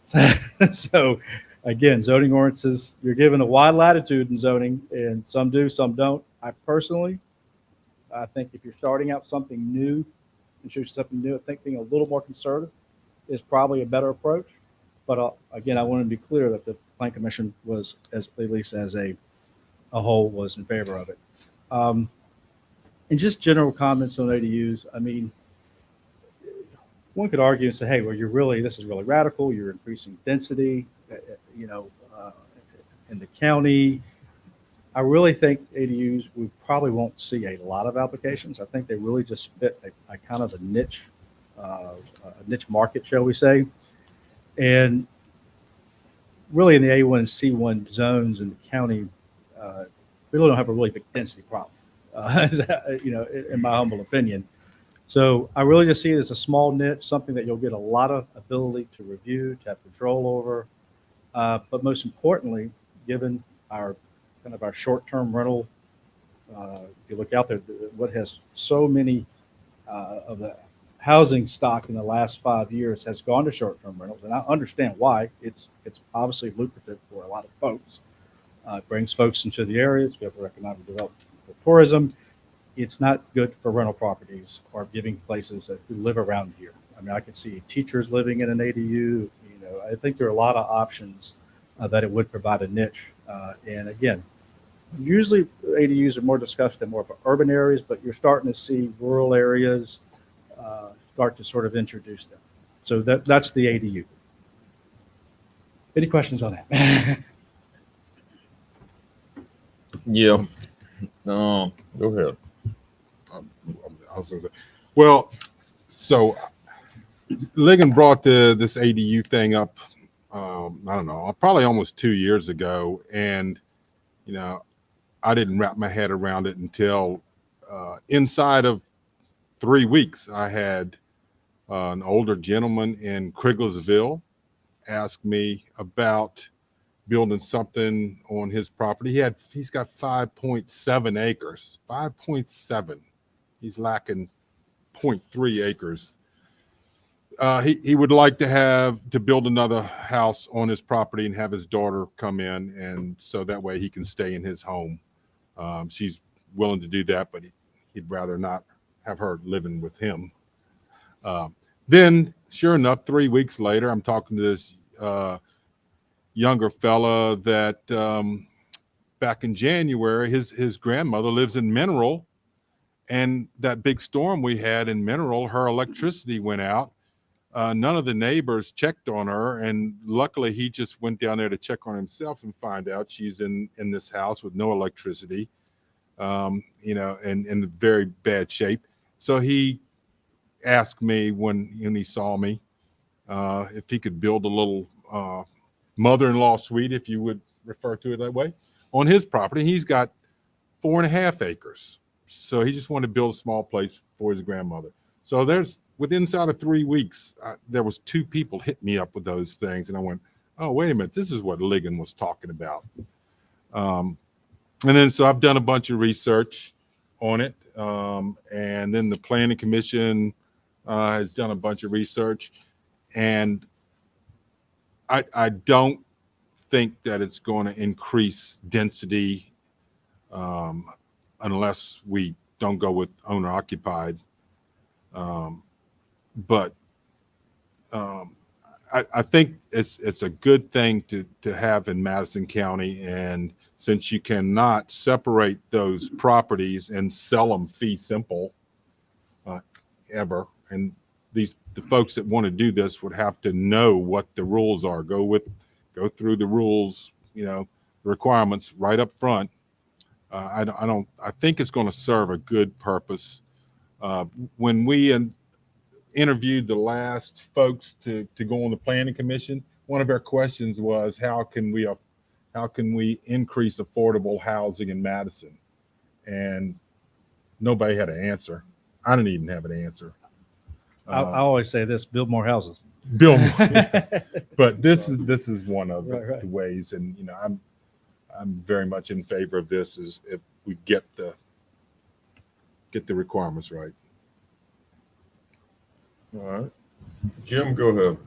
Oh, Mr. Work has a comment. Sure. Go ahead, Mr. Work. Just a couple of minutes. On the short-term lodging unit,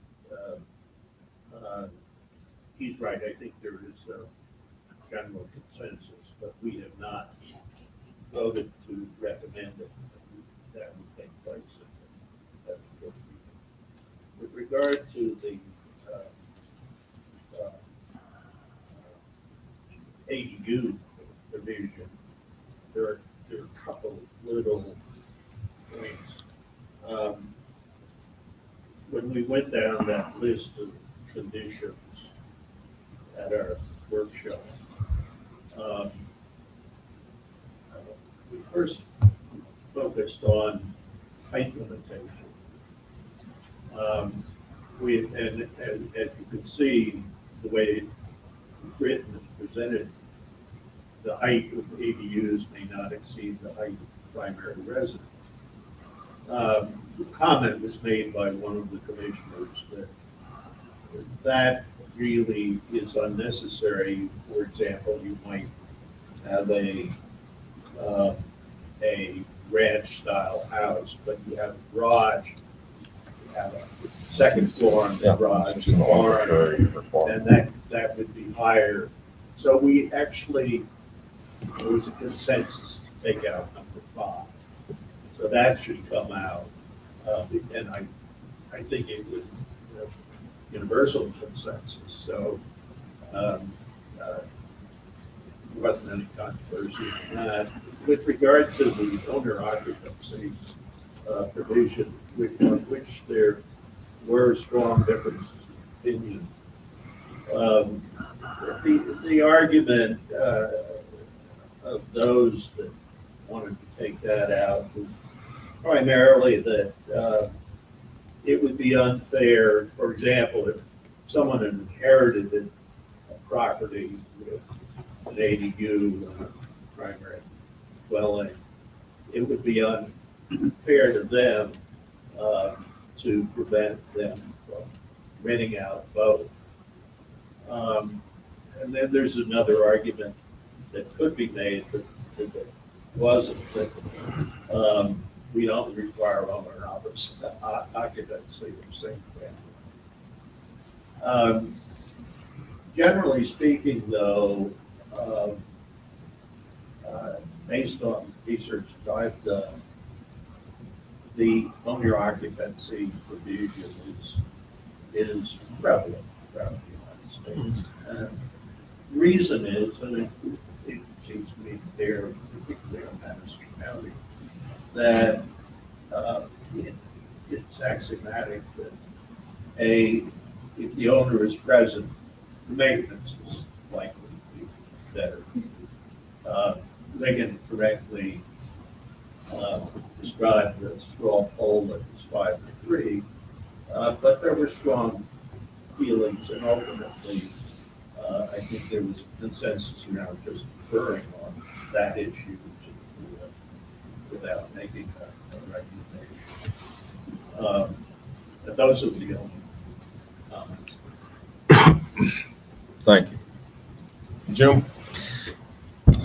Logan, the first thing I would start off with is, and I don't know whether you know the answer, but I know we can find out.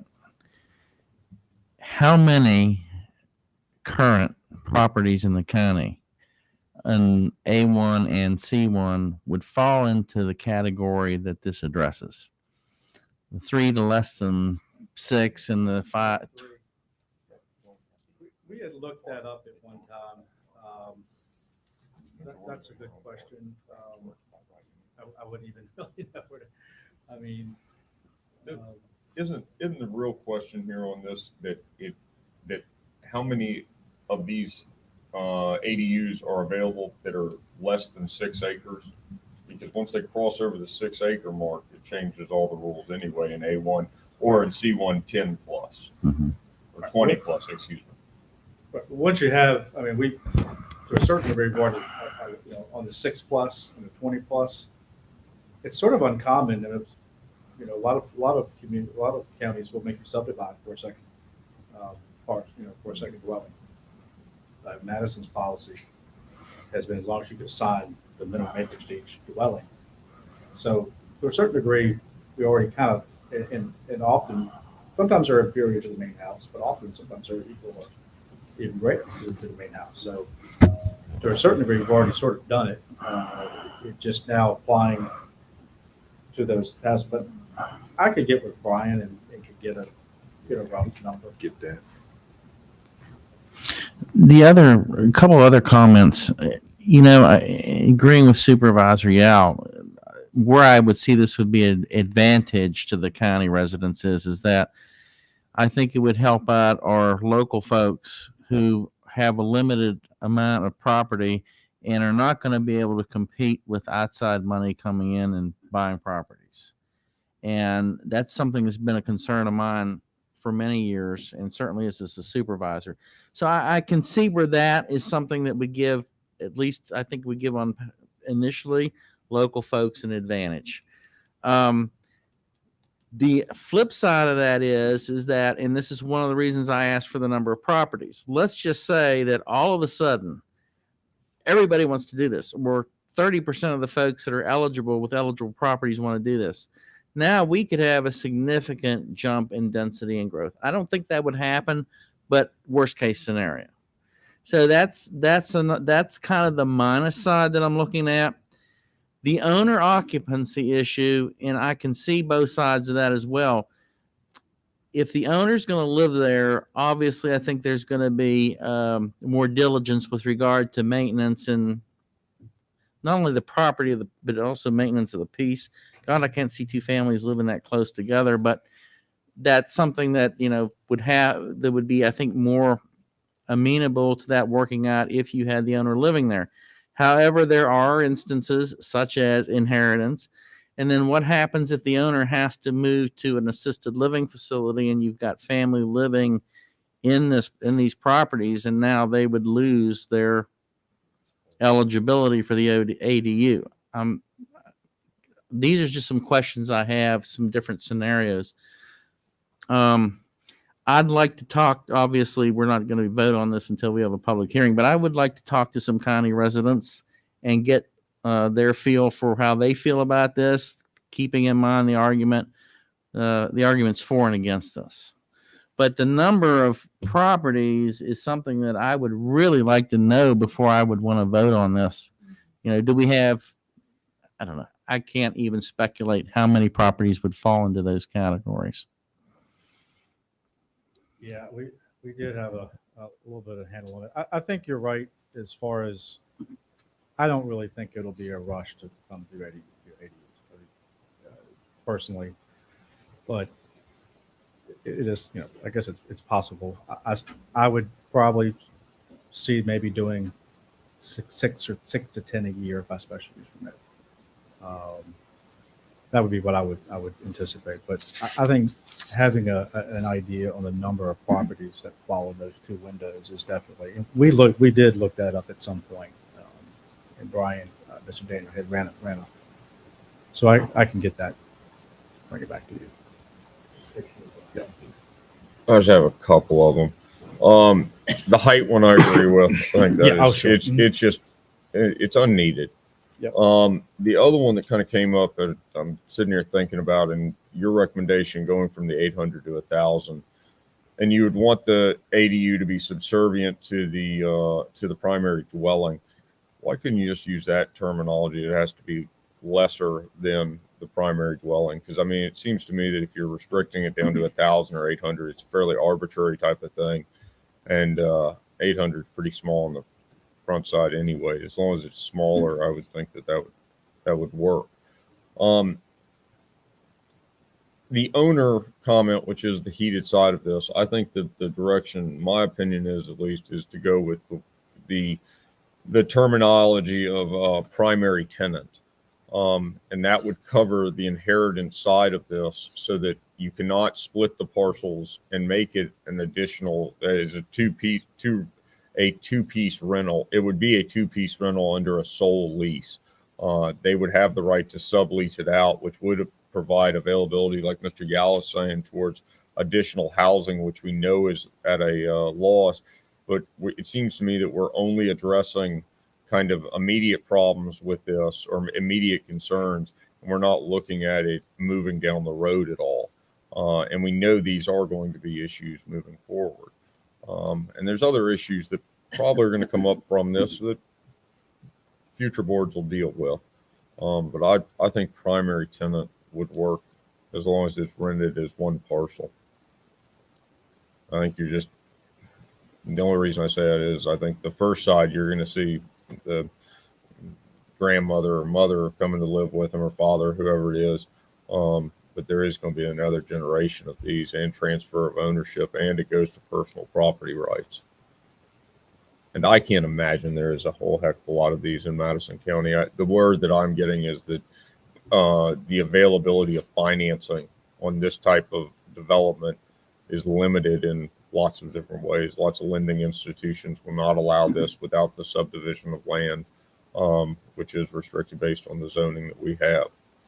Yeah, lenders like things are very easy little boxes. Yeah. You know, so you start getting to, so yeah, it's probably most of them will have to be kind of cash and carry situation. Absolutely. So that's a good point. Yeah. I've got please. one more Yes, thing. sir. I'm sorry. So I want me talking here.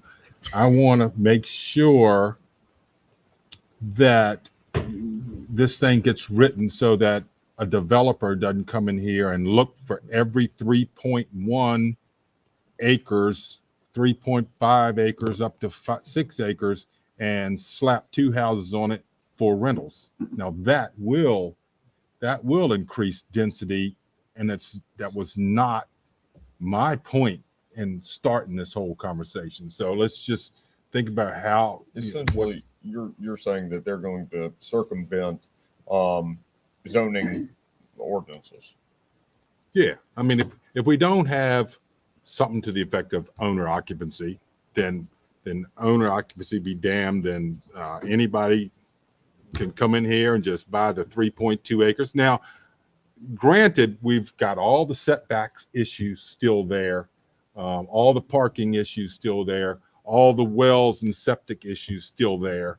Okay, so we got that going for us.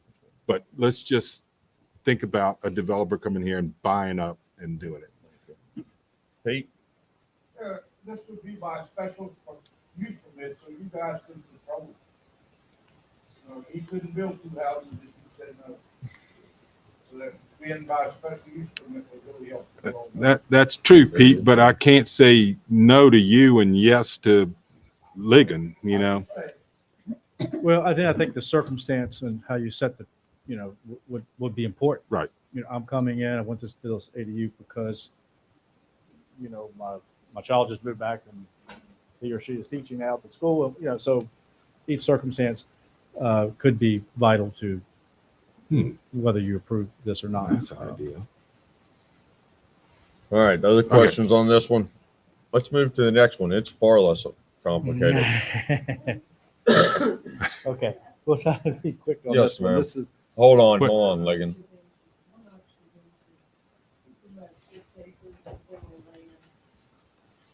Ma'am, I think you need to identify yourself for the and- purpose of the record. And Thank you. Larry? People who have, Larry Thomas, Wolftown, people who have 6 acres in rural property often have their land in land use. If they were to put an accessory unit on there, would it come out of land use? Absolutely. Yeah. Okay, well, that's an incentive not to put an accessory unit. Or if it was only a small unit, I mean, if I had 6 acres and a house and a barn, it wouldn't be any different than having a house and accessory unit. Also, the same goes for someone who has 20 acres and they live on it, they have a house and it's in timber and they put another house on it. Does it come out of timber use? That's something for you to address in advance because I have 6.2 acres or 6.8 acres, 2 parcels, which would not necessarily be affected. So that's just something else to consider. Land use rule, yeah. Also, have you talked to anyone who actually engages in short-term rentals? have I? Yeah. Oh, sure. Because I pay retail sales tax on a short-term rental of 90 days in the state. And there are a lot of traveling professionals who must rent for 90 days. Traveling nurses, that sort of thing, must rent for 90 days. So it appeared to me, and I'm coming in on this very late in the game, and I'm sorry for injecting my opinion, but I don't want to be any later, okay? And I don't intend to put an accessory unit on my property, but I I don't like government always supervising every last little thing I do. These people need to stay for 90 days. They don't, and the way this is written sounds as though they can only stay for 30. In other words, if it looked slightly, if you'll pardon me, narrow-minded to think of a short-term rental in terms of our transient occupancy tax regulations. Because short-term rentals, in my mind, as someone who is engaged in that business for quite a few years, is really anything less than a year. So I just want you to think about those things. Thank you, Larry. And also, the last thing, if I live in my house and I'm a professional and I need to go out of town for 6 months to another country and I have an accessory unit, I may want to rent my house out on a short-term basis. I'd hire a manager to take care of it, because someone who's in that line of work as an innkeeper or short-term rental we're more interested in taking care of our properties than a lot of people who just live on their property, because it has to be attractive to those people who would want to rent. It's not the same as a full-time lease type rental. It always has to be attractive. And I've tried to tell the supervisors this before, that the short-term rental people are the ones who attract people to the county. And we're the ones who bring revenue in, whereas the long-term leaseholders, they're costing the county, and those landlords don't pay extra taxes on that income. Thank you. Thank you, Larry.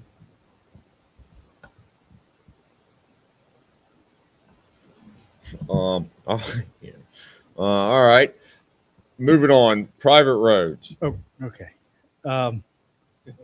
So this is one that we've worked on. It started, you might recall, last fall. I think it was Mr. Coates had come in on Weaver Hollow.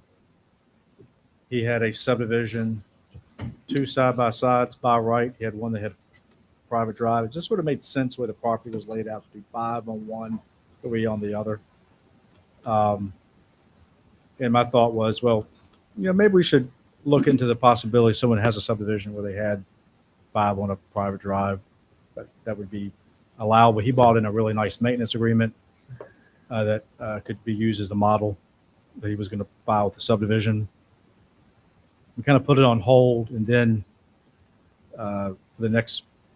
starting the end of 2021, we started this whole process of kind of examining the long-held 4-on-1 rule, no more than 4 parcels on a private drive. And this has been something I know the county has had adopted since the early 70s and followed. As I was telling Supervisor Dawson a few weeks ago at a conversation, subdivision ordinances and what has happened in the past, you put in your grandfather lot, it's not an exact science. There's a lot of exceptions and family subdivision and things that were done many years ago. We don't know exactly why they were done. Often, I think the private roads work pretty well in the county. There are some exceptions, but for the most part, I've been to several here recently that are really well maintained, that have more than 4 lots. Counties around us are all over the place.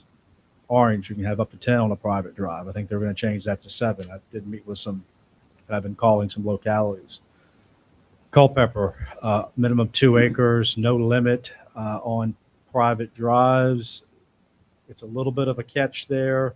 You can keep adding to one every 5 years, a private drive, as long as it's 2 acres. Page County has sort of the same thing, as long as it's 1.75 acres. Talked to the zoning administrator for Page County today, who I know pretty well. I told her a little bit what we were doing, our 4-on-1 rule. She actually liked it. She liked the idea and sort of thought the whole tying it to maintenance agreements and all this was really a good idea. Most places don't do that. So I guess the point is that we're kind of communities, especially rural ones, are sort of all over the place. A lot of them are probably using what they adopted in the late 60s, early 70s. That's kind of what we've done. And I think the 4-on-1 has served Madison well. But one thing up front is one thing it doesn't do, if you were to change the amount of lots if we served by a private drive, doesn't change the subdivision rights. That's not been discussed. Article 411A1 says you can't do more than 4 in a 10-year period. Once you subdivide that piece off, whether it's 3 acres or 100 acres, it's got to stay for 10 years. Same thing in C1. So that's not the conversation. So as I said here in my little summary, if you go through and you look, I put the whole subdivision ordinance in the last 6 months. I have read the subdivision ordinance more times than it's probably humanly possible that I have gone through this thing and read it. And I think the planning commission, like I said, it's been a 6-month process, but I think we've adopted something that I think is pretty good. And it kind of is cross-referenced and ties several things into this ordinance that I think, again, could open up some additional lots, but also do it in a way that's very orderly and also puts the onus on the property owners to maintain those roads. So I'll just kind of go through some of the changes. And I just did bullet points real quick. This would increase the number of parcels allowed to be served by a private road from 4 to 8. That's what's recommended. 6 has also been discussed. And maybe I'm the one who's discussing it, but I personally tend to fall. I think 6 would be maybe a good start to this and see where it goes for a while. But if you're inclined to expand it, it requires new subdivisions, construction for private roads, and extension of existing subdivision utilizing private roads to file a road maintenance agreement. It could be publicly recorded in conjunction with the survey plat. So if you're going to come in and extend, you got 4 on one already, you're going to put 6 on one, then you're going to file with that extension, you're also going to file a road maintenance agreement. That's what states in this ordinance. 3, it also sets a standard for construction of new private roads and extension of said private roads. Excuse me, Ligon. Yeah.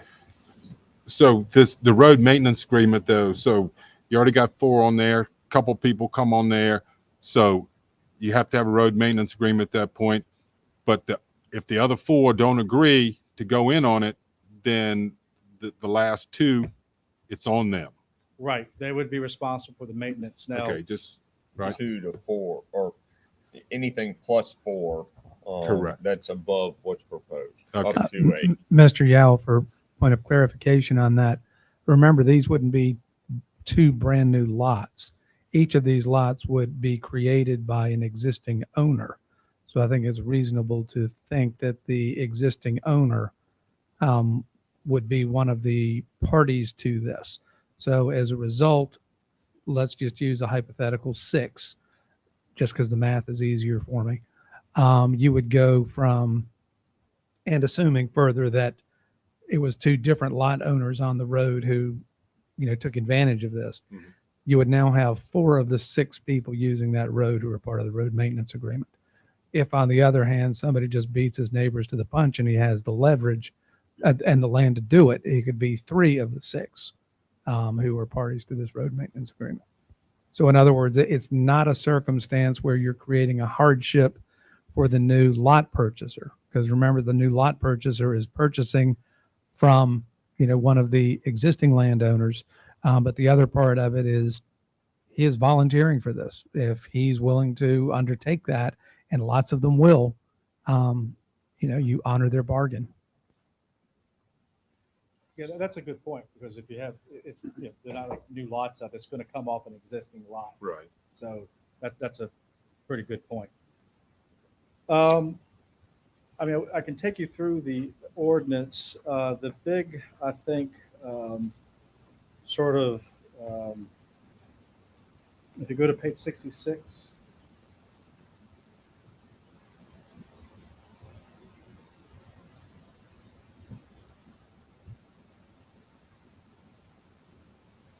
This is where 481 is where we get into any subdivision, including family. You can see the bold text there, including family subdivisions involving the creation of a new private road or extension of existing private road shall be subject to review by the zoning administrator, planning commission, and final approval by the board of supervisors or designate. We go down to 4-8-1A, and that's on page 67. up. And then we're talking about how we're going to develop these roads. A, B, C, and D would apply to subdivisions on existing private roads or when a new additional dwellings are added to an existing private road. What this would mean is extending an existing private road to accommodate additional lots would be required to be constructed to the standards set forth in this ordinance. And the road maintenance agreement would need to be filed along with this subdivision survey plan. And the agreement, the standards would be based on this soil and water conservation guide for building private roads, which we already require. So this is the standard, and it's talked about in B, C, and D. And if you look at 483, I have a little comment above that. This is where, what is a private road shall serve no more than 4 lots, which use said private road for access to public road or former county road. So that would obviously need to be amended to, the 8, the 6, the 5, whatever the board may ultimately feel is appropriate. Then if you go to page, and again, all through the ordinance is being cross-referenced. I have to go back and make sure everything sort of lines up. If you go to page 72,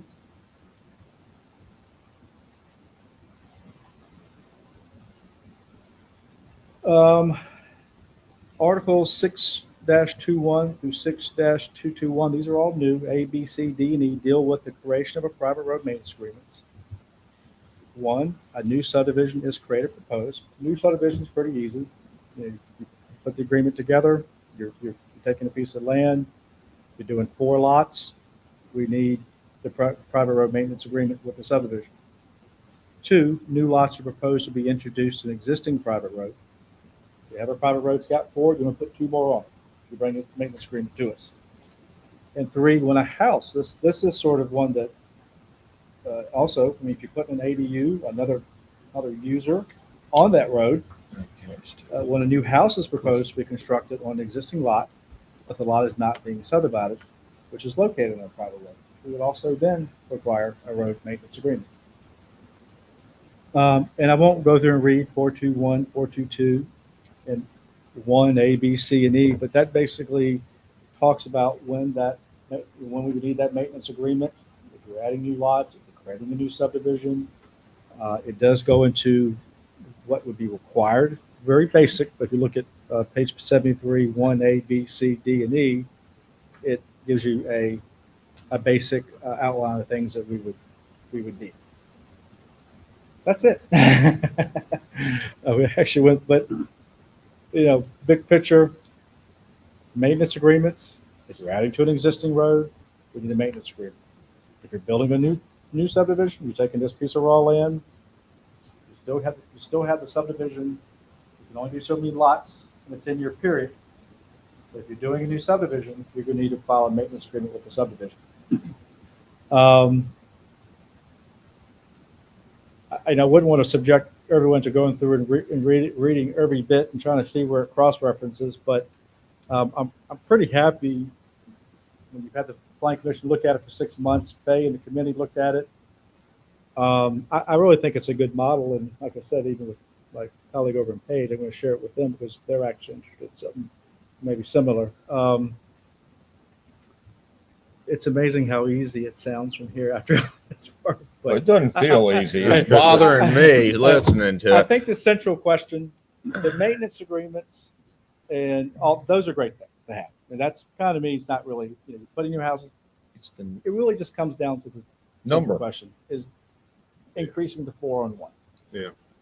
Is that something the board ultimately is interested in doing? Listening to the Planning Commission go through this for months, and listening to this short version of it, the road maintenance agreement, I think everybody, it's Mike Mosco's legacy, and we've seen without these road maintenance agreements, you have neighbor issues. It seems like this is a good tool to use to kind of put some of that in writing and enforce it being in writing, so there is an equitable way to deal with road maintenance and access to properties. The standards which we already are using, and not standards that are up to a VDOT level, which we know is cost prohibitive, is already in place and being executed by Matt Ayler. And we've referenced that. The Planning Commission has referenced that in their ordinance or proposed ordinance now. The real question is, do we go from 4 to 8, or is it something less than that? The number that keeps bouncing to me is 6. I think that is an increase that will accomplish some of what we are trying to remedy here, but that's a big step for Madison County. And that we talk about density, that is a density type of deal. The other side of this is, do you want a whole bunch of driveways, or would you rather see maybe one that's less periodic? And that kind of plays into this as well. And it also gives a little bit of additional personal property rights based on access. Cardi, I know you've got something. Go ahead. Nothing? Well, no, I mean, it's doubt been it. covered pretty much, but I've been talking to people, and I think personally I want to come down with 6. I mean, that's a 50% increase. So, and then the road maintenance agreements, I've been to all those planning commission workshops, and I think they have done a really good job. So, Jim. Yeah, all right. I defer to you, Mr. Jewett. Go right ahead. Well, I'm afraid I was about to steal your thunder, Relinquish my just time. because it's an idea you mentioned about 30 minutes ago. It might be helpful to know how many private roads there are where this would be a factor. The other things to consider with this, we have a number of private roads that already have 6 properties on them, or 6 properties that are served. You're going to hear feedback, I guess that's the polite term for it, from neighbors on those roads who say, well, wait a minute, you just gave, somebody who lives on a different private road additional property rights. Why are you not doing that for me? My response to that would be, well, we're trying to clarify this, and the fact that your neighbors had an additional benefit that their neighbors didn't have for all these years really is a fairly limited concern.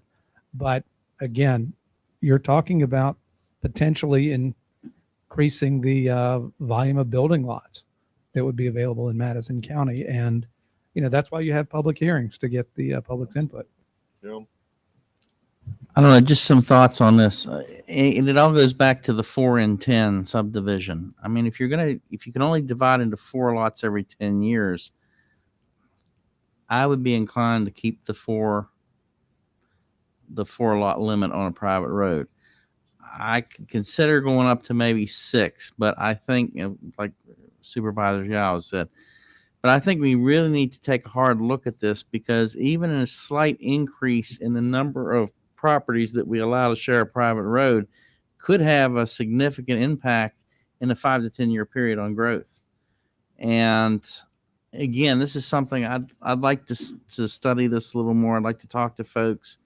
And I agree with Mr. Gregg. I hadn't thought about it, but how many roads do we have right now? How many, for example, Turner Drive, we were up there with VDOT a few weeks ago, and I think there are 11 people on one private road. At the end? Yeah, at the end. And fortunately, they all seem to get along really well up there. That could be a mess. But I'd like to know where we are before we move to somewhere else as far as our zoning goes. There's a lot of these. There's a lot. And then ones that potentially could be impacted by the additional 2 or 4. There are a lot of them. I mean, the one that we just went through, Turner, is a great example. The one over there on the Core Road that went from 6 to 7. I mean, that's recent, and we hear about this all the time. Well, I could try to get you some answers on the ADUs and the on the number of private roads. Might be a little harder on the 3 acres to 5.9 and how many lots we have those size. That'd probably be a little easier. Might be a little more difficult to find a private road, but we can surely give it a shot. We know which ones are public roads, so we could just sort of take street names and maybe just figure out roughly, maybe an idea, if we're going to have a joint meeting in September, maybe we can do a kind of a dry run. It won't be advertised, but if we put it out or on our website, maybe we can kind of do a dry run public hearing in September and just kind of get feedback from the public about these potential changes when it comes to ADUs and private road subdivisions, and just invite people to come and comment as a kind of a first draft to look at, and maybe that would be a way to kind of at least gauge what the general public thinks about these things. So yeah, let's do might be a way that. to do that. Yeah. All right, mixed use. This is it's not long. Yeah, mixed use. Real quick, Ligon. So real quick. Real quick. Listen, everybody I else just- is doing this. yeah. It's not rocket science. Right. Let's go. It's sort of like with the property on Fishback with Mr. O'Bannon. We rezoned it M1, we rezoned it R3, we rezoned it B1. Mixed use would allow for, instead of kind of piecemealing it, to come in. Maybe you say it has to be a minimum of 10 acres. He or she comes in and says, hey, look, I want to do storage units here, we'll do some apartments here. I would imagine most mixed use would be in or close to the town. I don't think it's something you're going to do out in the middle of Graves Mill, but something in that effect. So it's essentially a standalone ordinance. You have A1, C1, M1 mixed use. In a lot of counties, I'm sure Culpeper has one. I'm sure Orangeland has one too. But basically assign this to the Planning Commission, one of the committees, and just next few months, we'll slowly work on it like we've done here. Maybe 3-4 months, we bring back something as a potential mixed-use ordinance. Using that Fishback Road just as an example, how we sort of developed a mixed-use project, but we did it just sort of piecemeal. And if you could have just come right in front and told us, hey, this is what I'm going to do. Once it's adopted, approved as is, that becomes the zone. If he wants to change it, he's got to come back and amend it, have a public hearing. So that's more or less what the mixed use. Are we in favor of tasking the Planning Commission with looking into mixed use? Is everybody good with that? Mm-hmm. There you go. And the idea of having kind of a work session at the public hearing, maybe the last agenda item, to get some feedback. We can just kind of put it out there, maybe a nice article on it. Let's let people know if they want to come on the 7th, whatever hearing. It looks like we'll probably have the Krugersville School. It would seem like the 7th is a little bit early. I would think that the better direction to go would be to start looking at other localities, come up with some proposals, and then bounce mixed use off of. Oh, no, I mean, those. on our ADU and subdivision. Yes. On the yeah. 7th. That's Okay. yeah. Mixed use, you're a We'll little get bit to out. that maybe in a few months. There you go. Okay. All right. So mixed use is, you're looking for the planning commission. Come back to us. So Mr. Gregg, do they have to take a vote to give action for the planning commission? What would y'all like to do? This is for the mixed use, Yeah. Mr. Yeah, mixed Yeah, use. Mr. Chairman, I move that we ask the Planning Commission to draft ordinance regarding mixed use. Second. All right. Motion made and seconded. Further discussion? Hearing none. All in favor signify by saying aye. Aye. Opposed, same sign.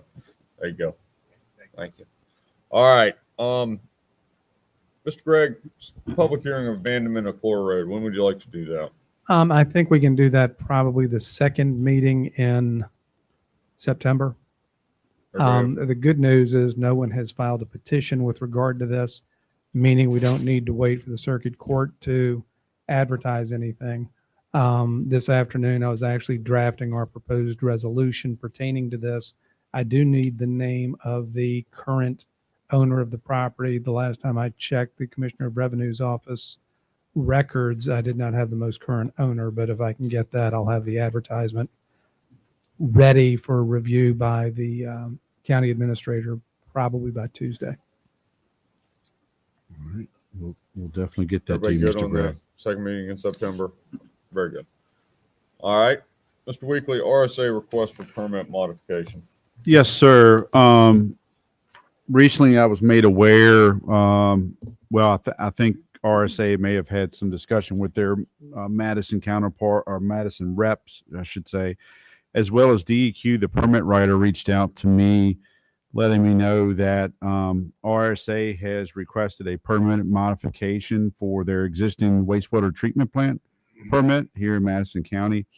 I do know that at some point they will make public a preliminary engineering report which study that site and potential things that maybe they would like to do. I believe RSA should drive this information and kind of Q&A. So I spoke with Mr. Clemens today, who's the general manager for Rapidan Service Authority. I've spoken prior with Ms. Thompson, the DEQ permit writer, and we're in agreement. We think we should have somewhat of a stakeholder meeting where RSA would come to a future board meeting to give a presentation to the Board of Supervisors of what they're looking to do or what they've already made a request. That gives the opportunity to ask the Board of Supervisors to ask any questions of RSA and as well for the permit writer.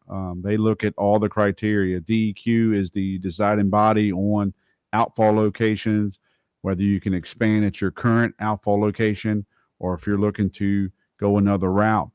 So that would be the purpose. Talk to the state a little bit. Their definition or feelings of a public hearing is different than ours. Certainly like to get the public feedback, whether you can do that more of a have an agenda item at a meeting in September and engage some feedback. I will say I expect maybe some members of the public to show up because as required by DEQ, anytime they get a permit modification, although they haven't advertised yet, I believe in the paper, they have sent letters to notification of those who are half a mile upstream and a half mile downstream. So they have already started to get various questions that are really more geared to RSA or the Board of Supervisors than it is DEQ. They're just administering a permit. They're not getting into property rights, cost of the project, who's going to approve this, density. That's not DEQ. That's the governing body. So I recommend, I spoke to Mr. Clemens today. Recognize we have a public hearing. We're talking about the late September meeting, but I too would say have that as a agenda item on your, I recommend having that as an agenda item at your September 27th meeting. That starts at 6. You can tee up I don't anticipate the public hearing for the 0.21 mile abandonment to take that long. Have RSA after that. Tim feels, about an hour, kind of give him a presentation time and any questions. Are we okay with that? I think that's a great idea. Special appearance. Yeah, it's special appearance. Absolutely. Okay. We will get that scheduled. Good. All right. Anything else? I don't see anything. Just your closed session Yeah, item, Mr. exactly. Chairman, and Supervisor Yao has that. Yeah. All right. when ready. Let's do public comment. Public comment. Is anybody watching us? He's on going the to media? check real quick.